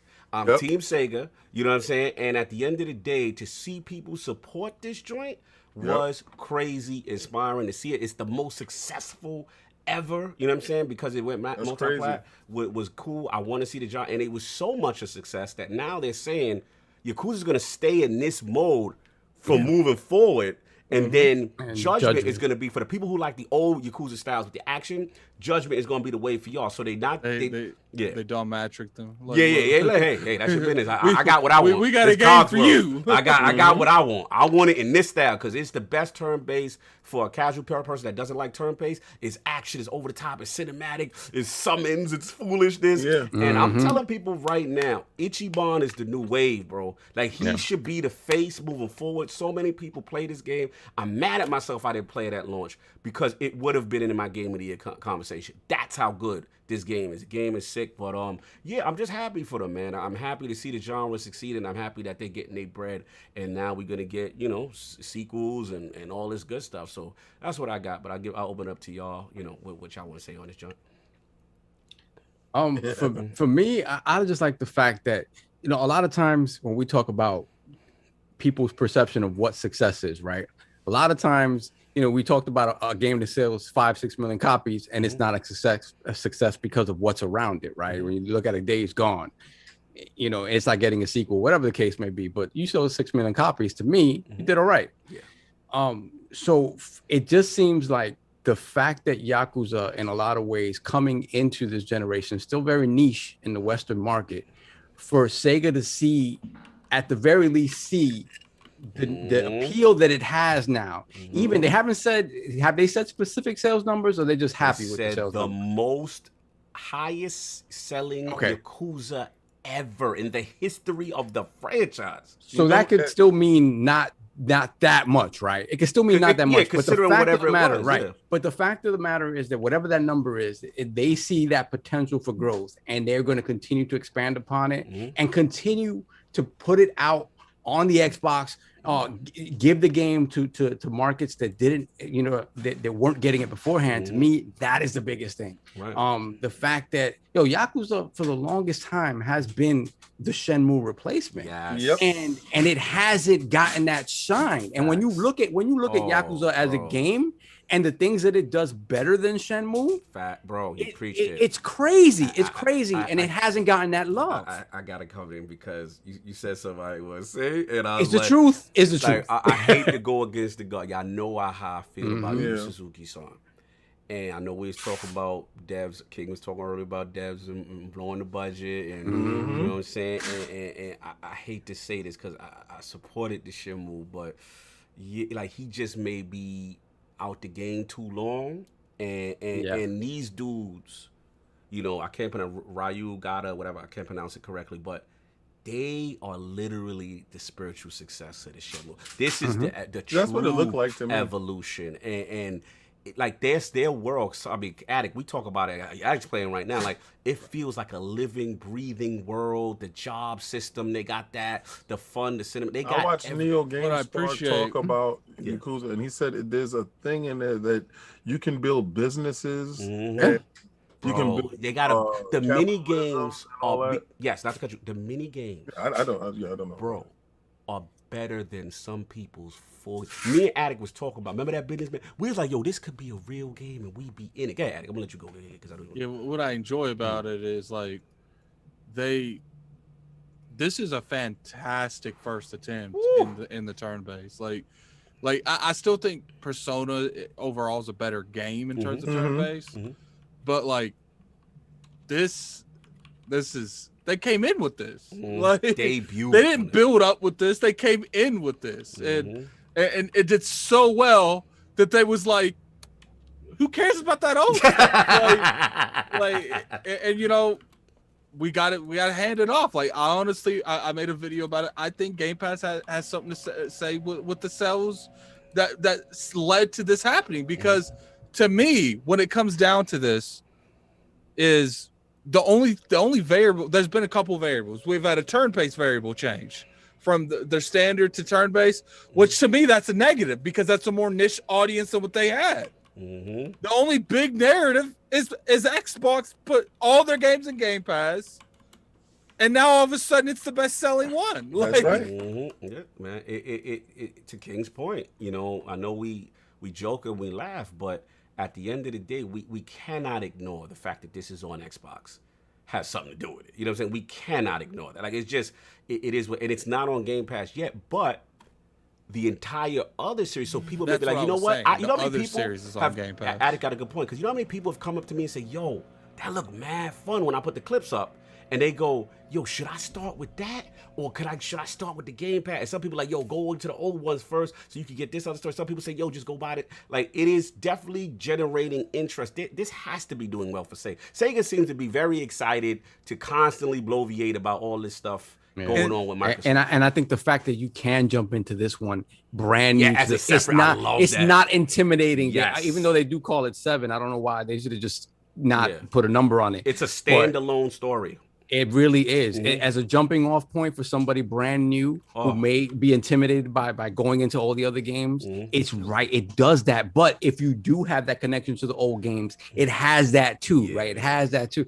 So it cannot be understated how important it was to have that game as an exclusive on Xbox at launch, and and the thing is, the funny thing is, when you talk about all the outlets that talked about it positively, everyone did. Yes. But the focus was still on there's no Halo. We have people were saying we have nothing to play, but you have an RPG. You have an RPG, and I'll be the first to be like, I don't have time to jump into this RPG, so I'm not gonna play it at launch, even though I bought it and supported it. Right. but I didn't Well, I I didn't have mean, time to play it. At the end of the day, all that's nothing but fanboy talk. Like, Right. Like people want to throw this narrative out there that people just play exclusives all year long. That's all they play. We know that's bogus. Nobody's playing Game Pass games. Yeah, no one's playing Mass Effect right now. Nobody's playing Mass Effect right now. Even though they got no the one's metrics playing in MLB everybody's The face. Show last week. Yeah, no one's playing on the show. Yo, It's listen, just cat. I feel away. Nah, I'm not playing Mass Effect. Oh yeah, we playing it. I'm not playing nothing on that PlayStation if it ain't no banger. But King, I don't even know why you arguing because we got the metrics that literally show what's being played on Xbox. Like you can literally go and look at the metrics. So I don't all this. No one's playing it because they don't own it. No one's playing it. That's a damn Stop lie. it. Like that's like, not I'm in true. That, I'm in that camp. Yeah. And I always say this. I mean, listen. I'm going to get to that Yakuza stuff because they literally have the whole series inside Game Pass. Yeah. Like all the old ones that was never there. Facts. I'm so happy Phil didn't give up on Japan. Facts. Like I'm just so happy that that's a gamer. Like if he didn't game, he wouldn't care to say, let's get the old stuff back there for these people. Or whoever's there. I don't care whoever's decision it was. Yes. Sarah Bond. Whoever the team, it's Phil's team. Y'all are fantastic. Yeah, they own it. And regardless how you feel about this, like I feel like one of Microsoft's biggest advantages they're going to have going into once all these games start coming out is they're going to be the place to play RPGs, regardless what type of RPG it is. Oh, like, absolutely. They don't need to make these JRPGs exclusive. Right. They just got to make sure they come to the platform. Because they can't be an RPG system if they're losing half the RPGs to Sony. And we're not even talking about the Dragon Quest. That's why I tell people when that Dragon Quest. And shout out next week. There's going to be a big press conference on Dragon Quest. Oh yeah, Dragon Quest Builders is out there. It's out there. Yeah, Game Pass. Doesn't it feel like this announcement means like day and date though? Yeah, like things that have traditionally been Japanese sort of PlayStation centric things feels like they're talking day and date moving forward. Yeah, I think. Shout out to Phil, man. Shout out to Phil, I think Yakuza was a great experiment for them just to see. And now that they're getting these returns and they're seeing this success, listen, these companies want to make money. And when you see that bag, gotta shout out to Phil. Like when they drive and you're getting return on it, it makes sense. That's why you seeing them quick to throw the whole series up in Game Pass. They're quick to throw Dragon Quest. Yo, it's a reason. And again, for the people like, I don't understand that there is tons of stuff to play. If you're a Game Pass owner, it's just the fact. It's overwhelming. Like it's just like, yo, damn, I want to play this and this came out and this came out. It's so much so you can literally be eating fine, you know what I'm saying? Yeah. With just that service, it's just that much quality games in there. I think everything coming out of Japan is starting to see a different look on Xbox. Like when you look at the chat mentioned Tales of Arise, like no doubt. Bandai Namco looking at Xbox like Scarlet Nexus. When we see that, it's like it feels like they think that it's viable in a way that to them it's never been before. Right. Absolutely. Let's finish because I know King got to roll on out. But look, tremendous topic. Salute to them. Again, I can't pronounce that studio's name for the life of me, but I love them. Go Logic wins. Tell me how it says. He know how to say it. But anyway, salute to them, man. Tremendous success. Good to see. Let's get the poll with we got super chats. Let me get my bad. Yeah, super chat. We got Dan the Man Cunningham, $5 super chat. Xbox gave me the opportunity to play Halo couch co-op with my 5-year-old son, who is now a pro gamer. Long live the LAN parties and long live Blood Ghost. I love that Blood Ghost. Salute. Hang them high. Yeah. J-Dub is a shill. $5 per chat. I only bought Yakuza Like a Dragon because I played the older ones on Game Pass. Put over 100 hours in Yakuza Like a Dragon. Still have the ultimate tower to beat. Yeah. Wow. Salute. I'm almost there, like chapter 12. Then we got Gaming Forte. $5 super chat. I love Sundays. I can always count on the Lords going over 3 hours long. Great job with your interview as always. And of course, hey, King Boo Boo. Hey, Forte. No, so the chat correctly. Ryu ga go to cool. Okay. Ryu Studio. That's what I'm calling it. For sure. Let's go. My man C-Mac. Yeah. Thank you, C-Mac. We're good. We're caught up. All right, cool. So look, let's get up out of here. Sorry. Tony Bryant, $5 super chat. We're getting Dungeons and Dragons day and date now. That's right. Yes, sir. Yep, that's right. And that's gonna be crazy fun. That's a big one. A lot of fun. The Alliance day one. I have a feeling we're about to get Persona 5, and then when they announce Dragon Quest next week, the new Dragon Quest, I have a feeling it's going to say Xbox Series S and X right on that with everything else. No doubt. Shout out to Soul. He said, just call him RGG, cock. All right, RGG. Look, new poll coming out. So, with Xbox's 20th anniversary coming up this year, in your opinion, which feature of the Xbox platform helped push gaming forward the most? The choices are A, internal hard drive, custom soundtracks, Ethernet port of the Xbox Duke. B, Xbox Live and party chat system for the 360 era. C, backward compatibility, Xbox One era. And D, you ain't got no internet, we got a system for you. Those are the choices. Please rock the vote when it goes up. Salute the Lord Jason Schreier, who pulled up in the realm of Bloomberg News. Press start in stores right now. Check out that great book. And if you missed the other one, Blood, Sweat, and Pixels, go check that out. Had a fantastic interview. Again, if you came in late, rewind, watch the first hour and a half, man. It was a lot of fun, a lot of real talk. A lot of real talk, so get to appreciate y'all, man. And then, of course, Lord Daniel May, a.k.a. Lord Theon Greyjoy, pulled up, did his thing, you know what I'm saying? And he's owning it now, so I get to call him that. Minus the Ramsey stuff. Minus the Ramsey. Let's cut him. He didn't betray the realm today. He held it down with great questions. Ironborn. The Ironborn. Let's keep the storyline there. Keep the storyline there, man. And salute to the chat. Y'all is absolutely lit, man. Let's get these outros going. Lord Addict, casually late for class today. Where can we find you sneaking in?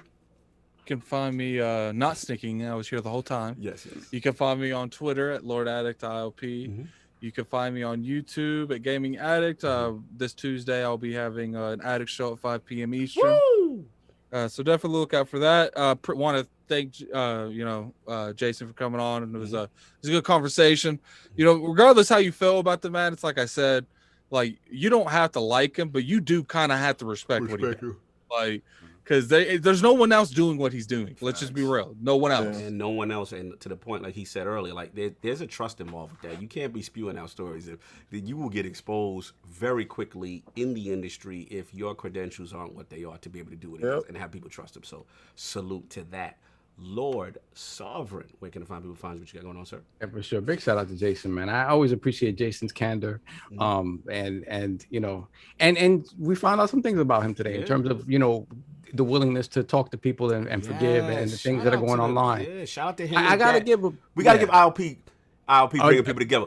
We deaded like two beefs. Two beefs. You know what I'm saying? Between Jason and Paris and a couple other people with Jason. So shout out to Jason, who said, look, if you email me and if I blocked you and you email me and you apologize, I'll unblock you. You know what I'm saying? Hold Lord, exactly. I mean, I shot your shot for you. I shot your shot. And shout out to us, man. I'm always proud of what we do every week, but I'm proudest when we can do things like this, like, you know, and you know, shout out to Paris for lurking in the chat and bringing that up. Yo, being a man, he had to do that. Yeah, I love that. He's a real dude. He a real dude. Sure. Fantastic. And hopefully, like I said, I want to have a more in-depth conversation with Jason later on about the state of the industry, where I will bring up other names and hopefully we'll see what can happen. I didn't want to do that today. I thought you was gonna do it today, but I was like, no.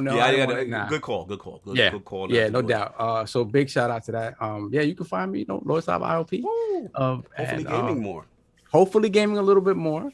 On Twitter, and of course BX Sovereign on PSN and Xbox Live. No doubt, you already know. Lord King getting the crew, the rank and file to stand down and stop hitting up Jason. Salute to you calling off the goons. I respect that. You know what I'm saying? Great cookout yesterday, sir. It was great to see you and hang out as always. You know what I'm saying? To see the fam. So salute. What's going on, bro? It was funny because when Cog walked in, it was like he was a rock star, and it was like, "Hey, it's Cognito." So one dude tapped me. He was like, "That's the guy that's on the show with you." King's like, I know. I felt good. I felt good coming in. Yeah, I know. That's my cousin. I said he was coming. Yes, sir. and he got a chance to go downstairs and see some stuff. It's. This has been a really nice weekend. I really loved it. I really love real journalism. Like, investigative journalism means that I'm willing to get my hands dirty, willing to go and get all the sources and get that stuff together. That's like a lost art. And yeah, most of these people are not willing to they- pretty like low key that fight work. multi-billion-dollar corporations. Yeah. And shout out to Jason Schreier for being the boogeyman in a lot of these dudes' closet. The You know, King, yeah, he be scared. Yeah. He be scared. to be the White Walkers and don't talk to him. Don't talk to him, son. And probably got his face up. This guy. It's like a wanted poster. I know, right? poster, yeah. That's insane. And it is flattering because that means you're doing your job well. You're doing your job well in a sense, but please, I will really love for them to go out and read his book, so then I actually know who he is first before you prejudge and condemn the man ahead of time. Like he said, a lot of dudes come at him really weird, and he said, they say some weird stuff, but I also love the fact that Paris came on and Paris, was like, yo, whatever, apologize. Anything for a man to apologize. For a man, that's a big fantastic, deal. To see in this day and age. Because a lot of dudes, we hold our feelings in and we don't actually, that ego, put it to the side is whack. I love you guys. It was a great show. Yeah. And last week I had to zip out of here real quick. Had a situation. Okay. No doubt. Yeah. But yeah, man, I can't wait for next week. It's always a fun ride, guys. Yeah, always a fun ride, guys. Man, like I said, chat was absolutely lit. Love what you guys said. And keep. I was just say, keep in mind, chat, like that. Those E3 shows are about to start in the next couple of weeks. Prediction series will return. We're gonna have some fun with that. I guess again, one last thing. Shout out to all of y'all in the chat because obviously ILP has different guests, different perspectives. Not everyone's gonna like everyone, but to see everyone still show out and for the most part be respectful. We had to cut a couple of heads off, right, Hustle? You know what I'm saying? But other than that, it was good to see it and people just come together with game and be respectful. So salute to that. We always going to champion that. And my motto is, like I said, if the guest ain't the one of your liking this week, we'll see you next week. You know what I'm saying? That's just all we got, man. But Hustle. Bro, you want to do the E3 with us? Yeah. We do the live stream for sure. I got you, Hustle. No doubt. You already know what it is. So look, that's all we got. More big guests, more fun stuff. Stay tuned. Keep it locked. ILP gonna be super lit. You know what I'm saying? But that's all I got. We got to get kick out of here. We got one super chat. I'm going to end on this. Philly Eagle $5 super chat. I love this podcast.